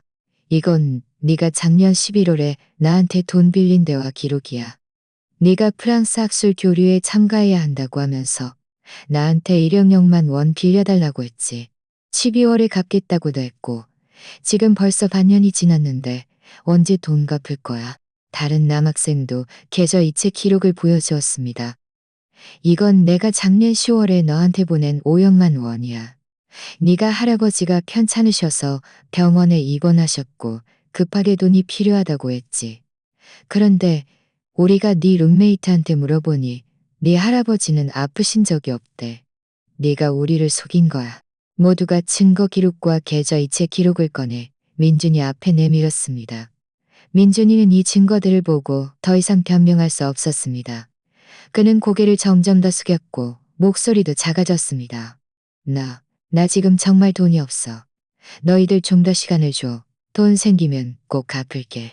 얼마나 더 기다려? 제가 물었습니다. 네가 이전에는 꼭 갚겠다고 했잖아. 그런데 결과는? 우리는 이미 이렇게 오래 기다렸는데 더 이상 네 말을 믿지 않을 거야. 너 오늘 반드시 우리한테 해명해야 해. 그렇지 않으면 우리 학과에 신고할 거야. 전교생이 네가 돈 빌리고 안 갚는 사기꾼이라는 걸 알게 할 거라고. 민준이는 학과에 신고한다는 말에 순간 당황했습니다. 서둘러 말했습니다. 신고하지 마. 나 정말 돈 갚을 거야. 다음 달에 바로 알바 구해서 돈 벌어서 너희들한테 갚을게. 응? 다음 달? 네가 또 변명하며 시간을 끌지 누가 알아? 서연이가 말했습니다. 우리는 네가 어떤 방법을 쓰든 상관없어. 3일 안에 반드시 우리한테 돈을 갚아야 해. 그렇지 않으면 우리는 학과에 신고할 뿐만 아니라 경찰에 신고해서 경찰이 처리하게 할 거야. 민준이는 우리의 단호한 눈빛을 보고 우리가 이번에는 진심이라는 것을 알았습니다. 더 이상 협상할 여지는 없었죠. 그는 한참을 망설이다가 결국 고개를 끄덕였습니다. 좋아, 좋아. 너희들한테 약속할게. 3일 안에 꼭 돈 갚을게. 우리는 그와 3일 후 오후에 여기서 다시 만나 돈을 갚기로 약속했습니다. 만약 그때 그가 돈을 갚지 않으면 우리는 즉시 학과에 신고하고 경찰에도 신고할 것이라고 했습니다. 민준이가 약속하자 우리는 그를 보내주었습니다. 그가 비참하게 떠나는 뒷모습을 보며 저는 전혀 동정심을 느끼지 못했습니다. 이 모든 것은 그가 자초한 일이었습니다. 그가 처음에 우리 돈을 속여 빼앗을 때 오늘 이런 결과를 맞게 될 것이라고는 생각하지 못했을까요? 돌아가는 길에 서연이가 저에게 말했습니다. 그가 이번에는 약속을 지켰으면 좋겠다. 그렇지 않으면 우리는 정말 경찰에 신고해야 할 거야. 저는 고개를 끄덕이며 말했습니다. 그가 약속을 지키든 못 지키든 우리는 준비를 해야 해. 만약 그때 그가 돈을 갚지 않으면 우리 약속대로 할 거야. 더 이상 그가 사람들을 속이게 내버려 둘 수는 없어. 민준이가 3일 안에 돈을 모을 수 있을지는 모르겠지만 저는 우리가 힘을 합치면 분명 그가 돈을 갚게 할 수 있을 것이라고 믿었습니다. 그가 자신의 행동에 대한 대가를 치르게 할 것이라고 말이죠. 3일은 빠르게 지나갔고 어느새 우리가 돈을 받기로 한 날이 되었습니다. 그날 오후 저는 불어불문학과 건물 입구에 10분 일찍 도착했습니다. 다른 돈을 빌려준 학생들과 유학생들도 속속 도착했고 총 8명이 모였습니다. 모두 핸드폰을 들고 민준이가 돈을 갚는 과정을 기록할 준비를 하고 있었습니다. 그가 발뺌할까봐 방지하기 위해서였죠. 우리는 입구에서 20분 정도 기다렸지만 민준이의 그림자도 보이지 않았습니다. 어떤 사람이 짜증을 내기 시작했습니다. 그에게 1600만 원을 빌려준 여학생이 말했습니다. 그가 도망친 거 아니야? 내가 그 사람 믿음직스럽지 않다고 했잖아. 분명 제때 도둑같잖아. 분명 제때 돈 갚지 않을 거야. 좀 더 기다려보자. 아마 오는 길일 거야. 아마 오는 길일 거야. 만약 10분 더 기다려도 안 오면, 우리 바로도 안 오면. 다시 10분이 흘렀지만 민준이는 여전히 보이지 않았습니다. 우리가 학과로 가려던 참에 갑자기 누군가 소리쳤습니다. 저것 봐. 민준이 아니야? 우리는 그가 가리키는 방향을 보았습니다. 민준이가 택시에서 내리는데 손에는 검은 봉투를 들고 있었습니다. 마치 남에게 보이기 싫은 듯 몰래 행동하는 것 같았죠. 그가 고개를 들어 우리를 보자마습니다.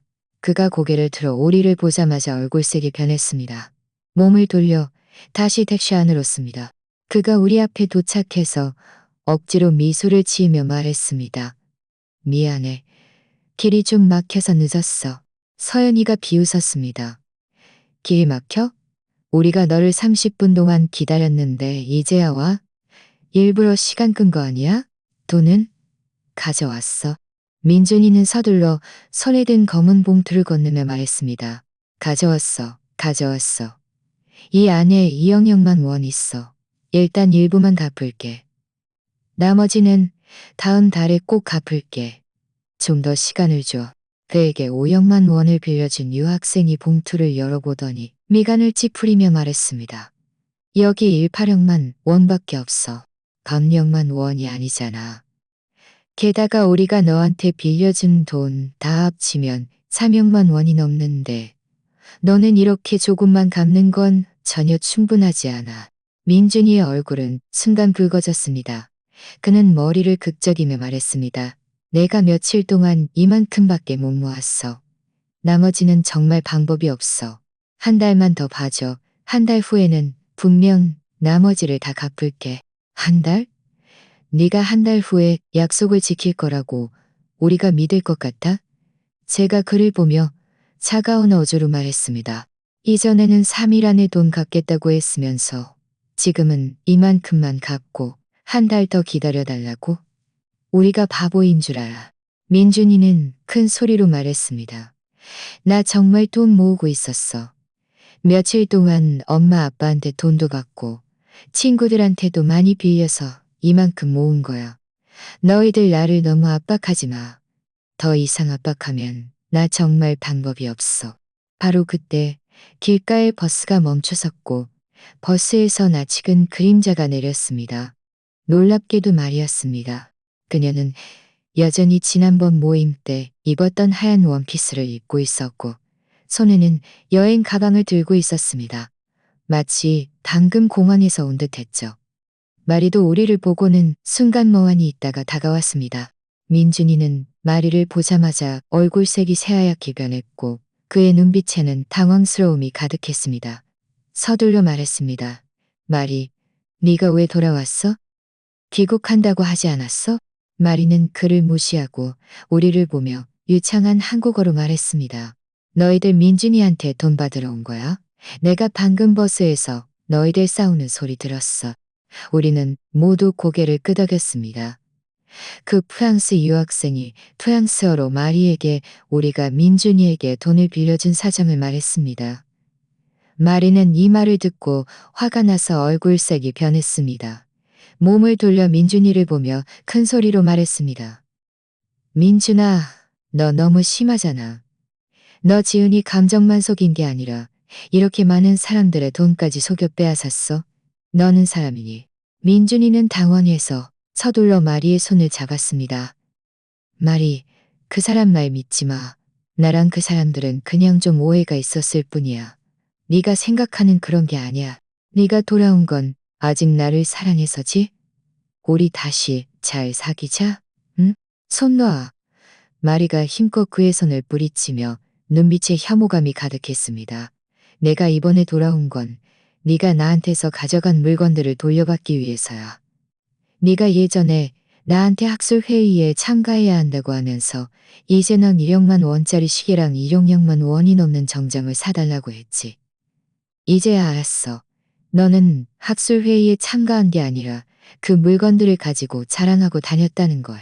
우리는 이 말을 듣고 모두 놀랐습니다. 민준이가 우리 돈만 속여 빼앗은 게 아니라 마린 물건까지 속여 빼앗았다는 것을 몰랐던 거죠. 그 프랑스 유학생이 서둘러 프랑스어로 마리에게 무슨 일이냐고 물었습니다. 마리는 그에게 자세히 설명했고 그가 다시 우리에게 통역해 주었습니다.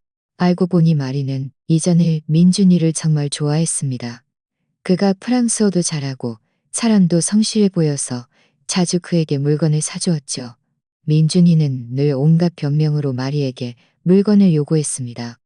학술 회의에 참가해야 해서 깔끔하게 차려입어야 한다거나 좋은 시계로 체면을 세워야 한다고 말했습니다. 마리는 모두 믿고 그에게 비싼 물건들을 많이 사주었죠. 마리가 귀국할 준비를 할 때가 되어서야 키에르에게서 민준이가 학술 회의에 참가한 적이 없으며 그 물건들을 친구들에게 자랑하고 다녔다는 것을 알게 되었습니다. 심지어 마리가 그에게 사준 시계를 전당포에 팔아 돈으로 바꾸려 했다는 사실까지 알게 되었죠. 마리는 그제야 자신이 속았다는 것을 깨닫고 일부러 귀국 일정을 미루고 돌아와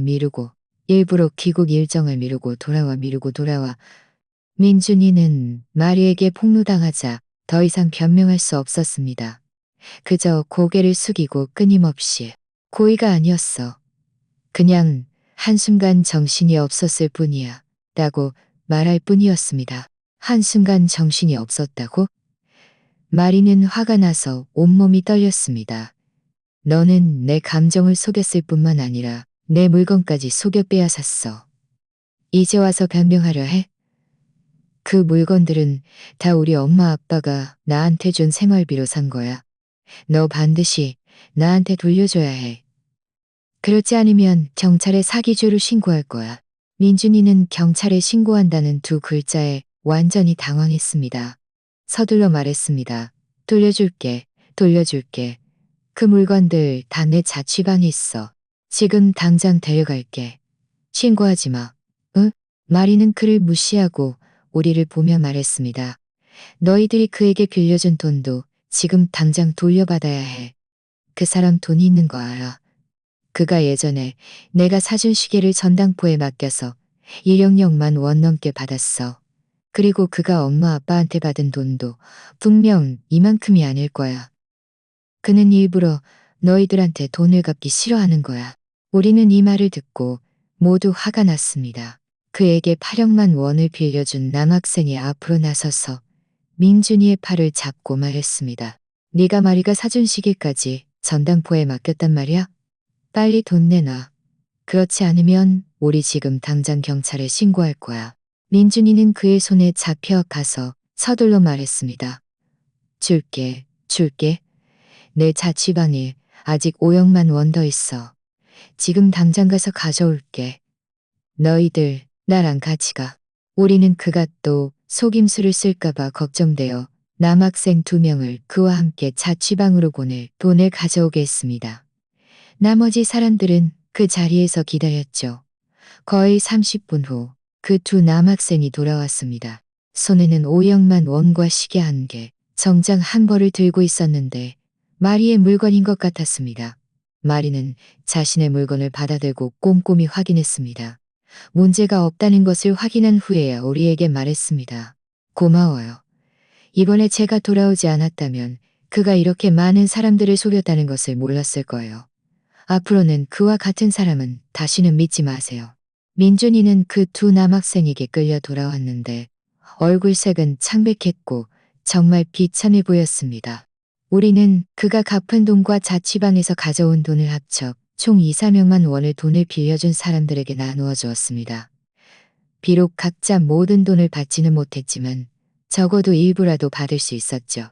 마리는 자신의 물건을 들고 민준이에게 말했습니다.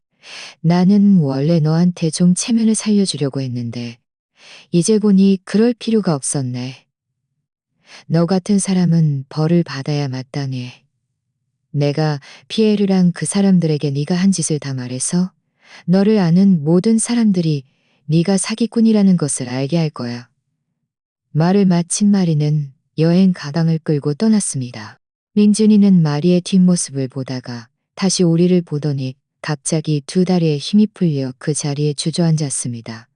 그는 마리가 이렇게 하면 앞으로 유학생들 사이에서 발붙일 곳이 없을 뿐만 아니라 학교 안에서도 손가락질을 받게 될 것이라는 것을 알았습니다.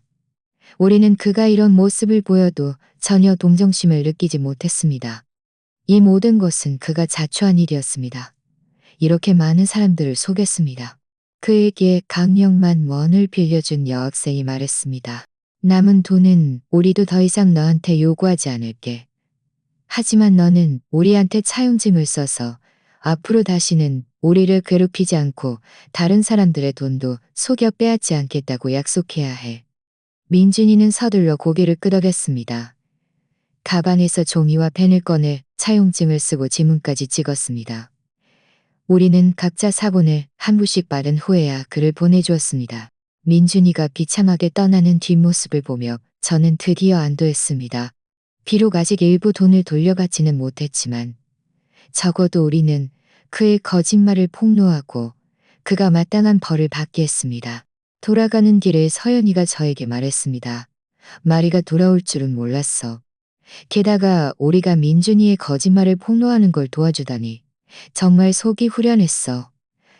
저는 웃으며 말했습니다. 맞아. 선에는 선이, 악에는 악이 따르는 법이지.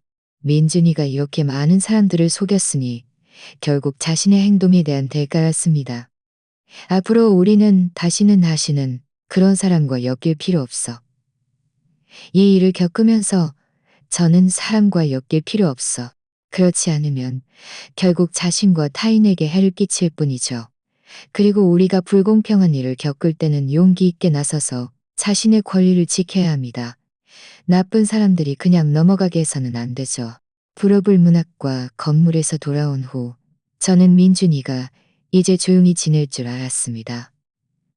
하지만 이틀도 채 지내지 않아 학교 안에서는 더 충격적인 소식이 들려왔습니다. 그가 학위 사기로 고발당했고 학과에서 이미 조사팀을 꾸려 조사에 착수했다는 것이었죠.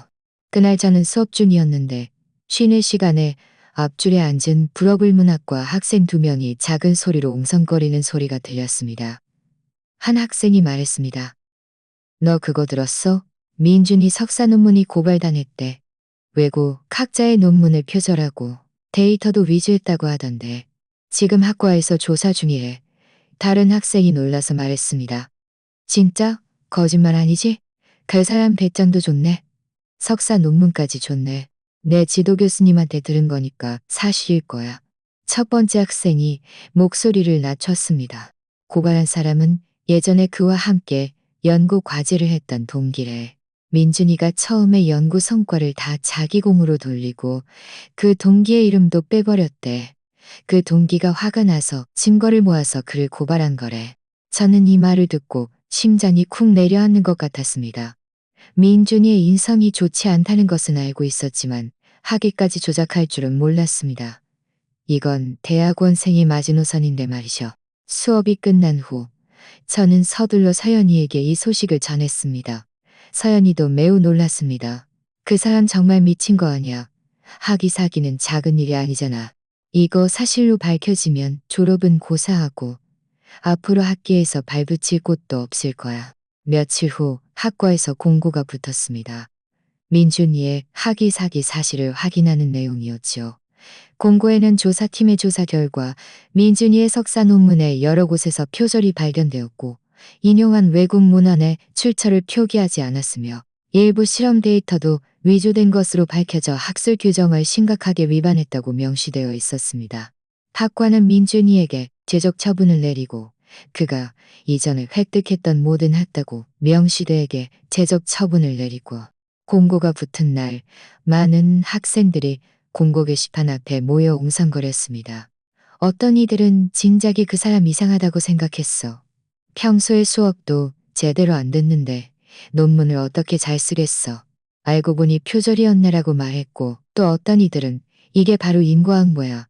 평소에 그렇게 이기적이고 여기저기 사람들을 속이고 다녔으니 이제 학교도 못 다니게 됐네 라고 말했습니다. 저도 공고를 보러 갔습니다. 공고에 적힌 제적 처분이라는 네 글자를 보며 저는 아무런 동정심도 느끼지 못했습니다.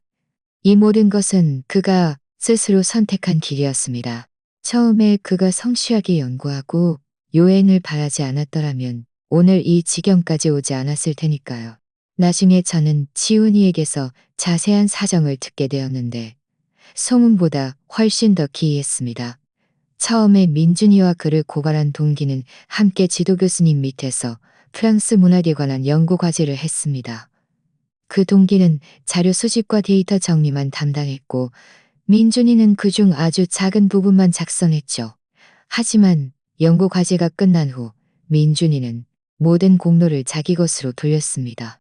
논문을 발표할 때 자신의 이름을 첫 번째 저자로 올렸을 뿐만 아니라 그 동기의 이름도 삭제했습니다. 그 동기가 그에게 따지러 가자 그는 오히려 뻔뻔하게 말했습니다. 연구과제 아이디어는 내가 냈고 너는 그냥 잔심부름만 했는데 왜 네 이름이 올라가야 해. 그 동기는 화가 나서 민준이의 논문을 유심히 살피기 시작했고 그 결과 그의 석사 논문이 외국 학자의 논문을 광범위하게 표절하고 설문조사 데이터까지 위조했다는 것을 발견했습니다. 그래서 표절 비교 자료, 원본 데이터 기록 등 증거를 모아 그를 실명으로 고발했죠. 학과는 고발을 접수하자마자 즉시 조사팀을 꾸려 민준이와 면담을 했고 표절당한 외국 학자에게도 연락하여 상황을 확인했습니다. 외국 학자는 민준이의 논문을 보고 현장에서 여러 표절 부분을 지적했을 뿐만 아니라 자신이 논문을 발표했던 시기 증명까지 제출하여 민준이가 그 후에 발표했다는 것을 증명했습니다. 증거가 명백했기에 민준이는 변명할 기회조차 없었죠. 민준이가 면담할 때 자신이 그저 인용을 잘못했을 뿐 고의로 표절한 것이 아니라고 변명하려 했다고 합니다. 하지만 조사팀이 증거를 제시하자 그는 결국 자신의 학위 사기 사실을 인정할 수밖에 없었습니다. 그는 울면서 조사팀에게 한 번 더 기회를 달라고 애원했습니다. 집안 사정이 어렵고 엄마가 자신이 졸업해서 좋은 직장을 찾기를 바란다고 말했죠. 하지만 조사팀은 그의 말을 전혀 듣지 않고 규정에 따라 제적 처분을 내렸습니다. 민준이의 엄마는 이 소식을 듣고 다시 고향에서 달려왔습니다. 학과 사무실 앞에서 울면서 사정하며 학과에서 관대하게 처리해 주기를 바랐죠. 하지만 학과 관계자는 학위 사기는 마지노선 문제라며 한 번 내려진 처분은 변경할 수 없다고 말했습니다. 부모님은 어쩔 수 없이 민준이를 데리고 학과 입구에서 관계자들에게 고개를 숙여 사과했지만 아무도 그들을 신경 쓰지 않았습니다. 어떤 학생이 당시에 사진을 찍었는데 사진 속 민준이는 고개를 숙이고 있었고 그의 엄마는 모두 아무런 감정도 느끼지 못했습니다. 그의 엄마는 눈물을 글썽이며 지나가는 교수님이 지는들에게 계속 고개를 개성님들에게 개성님들에게 개성님들에게 개성님들에게 개성이며 지나가는 교수님들에게 만약 민준이가 처음에 바르게 살고 성실하게 학업에 임했더라면 그의 엄마가 이렇게 나이 들어서까지 그를 따라다니며 망신당할 일도 없었을 것입니다. 제적당한 후 민준이는 곧바로 짐을 싸서 학교를 떠났습니다. 그가 떠나던 날 아무도 그를 배웅하지 않았다고 합니다. 그는 혼자 여행 가방을 끌고 고개를 숙인 채 교문을 나섰는데 그가 처음 입학했을 때의 기세등등했던 모습과는 극명한 대비를 이루었습니다. 나중에 지훈이가 저에게 말했습니다. 민준이가 학교를 떠난 후 고향으로 돌아가지 않고 학교 근처에 작은 방을 얻어 일자리를 찾아 생활을 했다고 합니다. 하지만 그는 학사 학위밖에 없었고 경력도 없었죠. 게다가 학교에서 제적당한 사실이 이 지역 대학가에 이미 퍼져서 아무도 그를 고용하려 하지 않았습니다. 그의 이전 행동을 알아보고는 모두 안곡하게 거절했죠. 그는 여러 회사에 면접을 보러 갔는데 어떤 회사는 이력서에 제적이라고 쓰여 있는 것을 보자마자 바로 거자마자 바로 거자마자 바로 거자마자 바로 거자마자 결국 그는 어쩔 수 없이 공사장에서 막노동을 했습니다. 매일 힘든 일을 하며 겨우 입에 풀칠할 정도의 돈을 벌었죠. 한 번은 지훈이가 학교 근처 공사장에서 그를 보았다고 합니다. 그는 먼지투성이 작업복을 입고 안전모를 쓴 채 벽복을 입고 안전모를 쓴 채 벽돌을 야르고 있었는데 예전에 깔끔한 셔츠를 입고 유창한 프랑스어를 고장하자 예전에 깔끔한 셔츠를 입고 유창한 프랑스어를 건넸지만 지훈이가 그에게 인사를 건넸지만 지훈이가 저에게 이 이야기를 해주면서 한숨을 쉬었습니다. 사실 그 사람 원래 재능이 많았어. 프랑스어도 그렇게 잘했는데 만약 성실하게 노력했더라면 분명 좋은 미래가 있었을 텐데 그런데 굳이 삐뚤어진 길을 가서 욕심 많고 이기적이니까 지금 이렇게 된 게 정말 아까워. 저는 이 말을 듣고 아무 말도 하지 않았습니다. 하지만 민준이가 오늘 이 지경이 된 것은 결코 아까운 일이 아니라 자업자득이라는 것을 분명히 알고 있었습니다.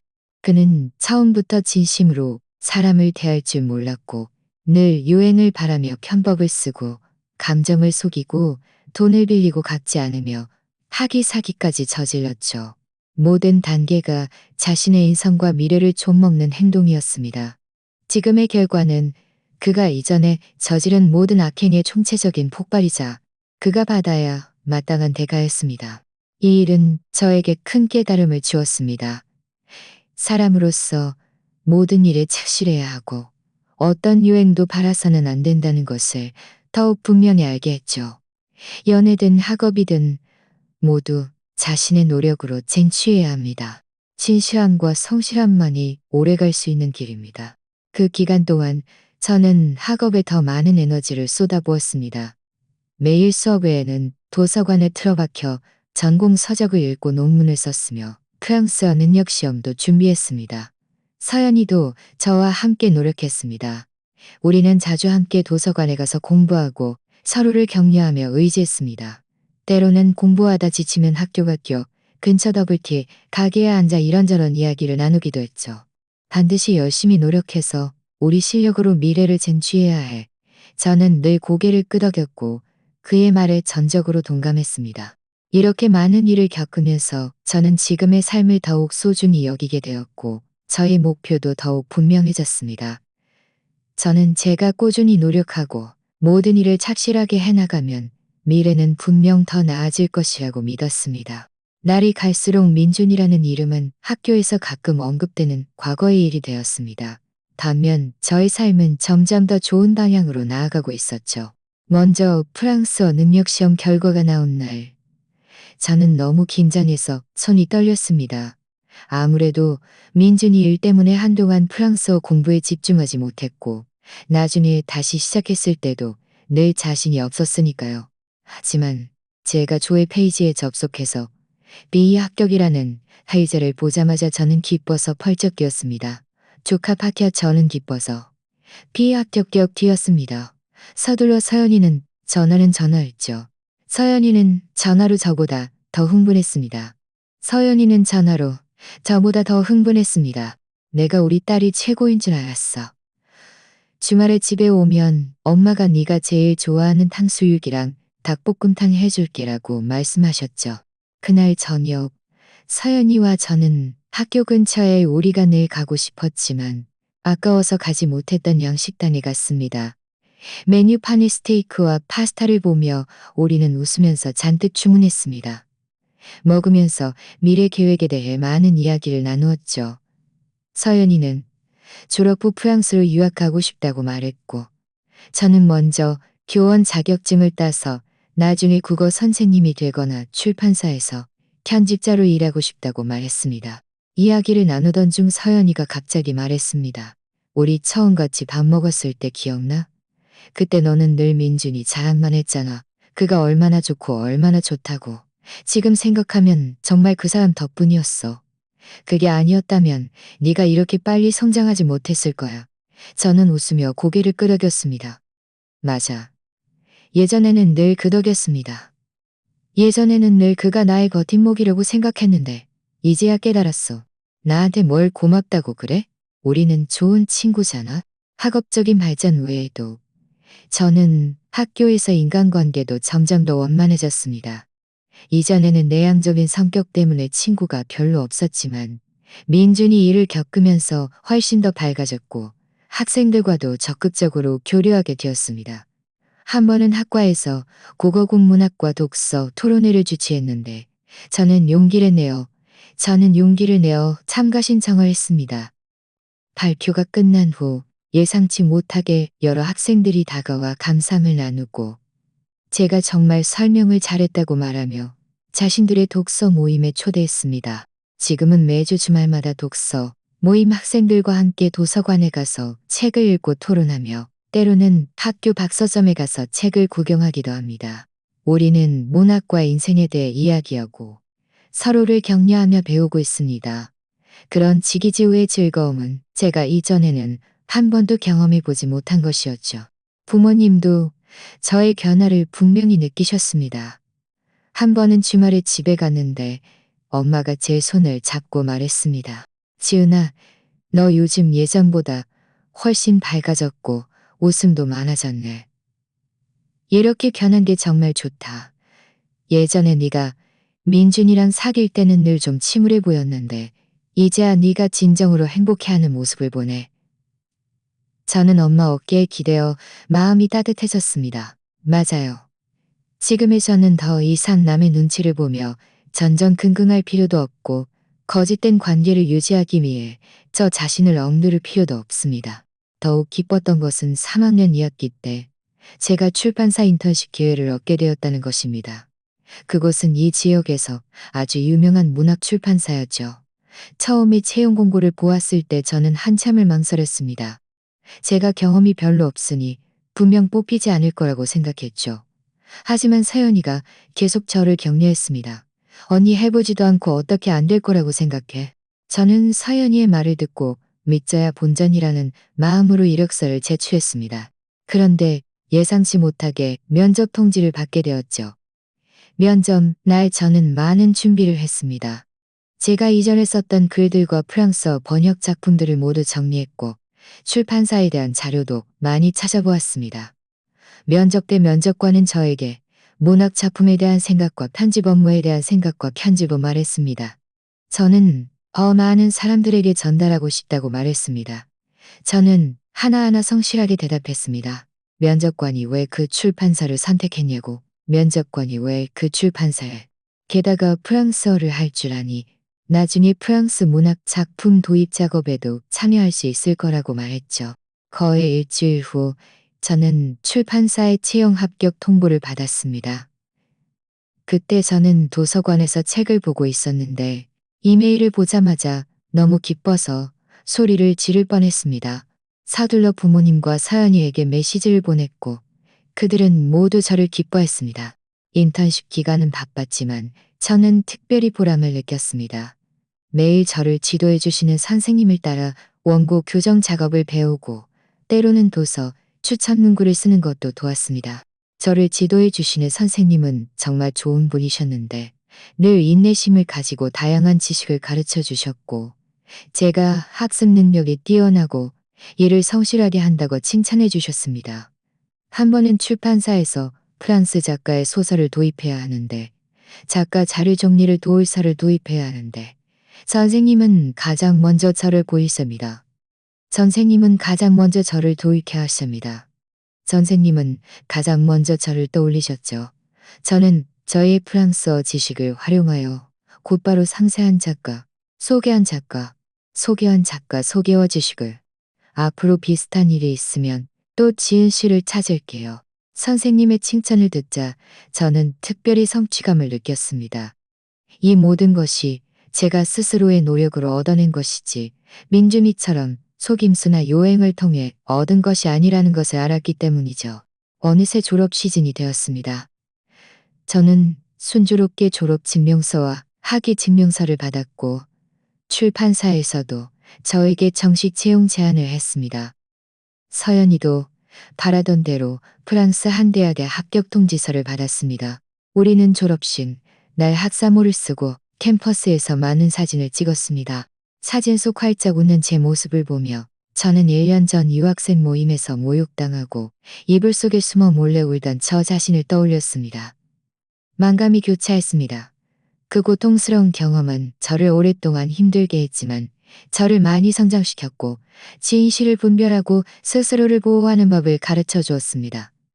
그리고 스스로의 노력으로만 진정한 행복과 존경을 얻을 수 있다는 것을 분명히 깨닫게 해주었죠. 졸업식이 끝난 후 서연이와 저는 함께 캠퍼스를 걸었습니다. 석연이 우리의 그림자를 길게 늘어뜨렸습니다. 서연이가 말했습니다. 지은아, 나 다음 달에 프랑스 가. 앞으로 자주 못 볼 수도 있겠지만 꼭 잘 지내야 해. 시간 날 때마다 나한테 카톡 많이 보내줘. 저는 고개를 끄덕였습니다. 눈가가 좀 붉어졌죠. 너도 프랑스 가서 잘 지내고 네 유학 생활 나한테 자주 공유해줘. 나중에 저는 가끔 지훈이에게서 민준이 소식을 듣곤 했습니다. 그가 공사장에서 일한 지 얼마 안 되어 힘든 것을 견디지 못하고 그만두었다고 합니다. 나중에는 작은 식당에서 서빙 아르바이트를 했지만 태도가 좋지 않아 사장에게 해고당했다고 하죠. 그 후로는 아무도 그가 어디로 갔는지 모른다고 합니다. 마치 이 도시에서 완전히 사라진 것처럼 말이죠. 이런 소식들을 들었을 때 저는 아무런 감정의 동요도 느끼지 못했습니다. 그의 좋고 나쁨은 더 이상 저와 아무 상관이 없었습니다. 저는 그저 지금의 제 삶이 매우 행복하다는 것을 알았습니다. 저를 사랑하는 가족, 좋은 친구들, 그리고 제가 좋아하는 일이 있으니 그것으로 충분했습니다. 때로는 퇴근 후 집에 와서 베란다에 앉아 창밖의 야경을 보며 직접 우려낸 꽃차를 마시기도 합니다.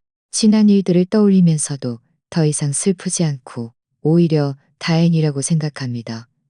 제때 민준이의 진짜 모습을 알게 된 것이 다행이고 그 잘못된 관계에 오랫동안 빠져들지 않은 것이 다행이며 무엇보다 노력해서 제가 원하는 삶을 살게 된 것이 다행이라고 말이죠. 저는 앞으로의 길이 아직 멀고 또 온갖 어려움을 겪을 수도 있겠지만 더 이상 예전처럼 나약하지 않을 것입니다. 저는 가족의 사랑과 친구들의 축복을 받으며 용기 있게 나아가고 제 두 손으로 더 아름다운 미래를 만들어 나갈 것입니다. 반면 민준이처럼 속임수와 요행으로 살아가는 사람들은 결국 자업자득으로 삶에게 버림받을 뿐입니다. 이것이 아마 사람들이 말하는 선에는 선이, 악에는 악이 따른다는 것이겠죠. 오늘 이야기가 마음에 드셨다면 좋아요와 구독 부탁드립니다. 어떤 종류의 이야기가 더 듣고 싶으신지 댓글로 여러분의 생각을 공유해 주세요.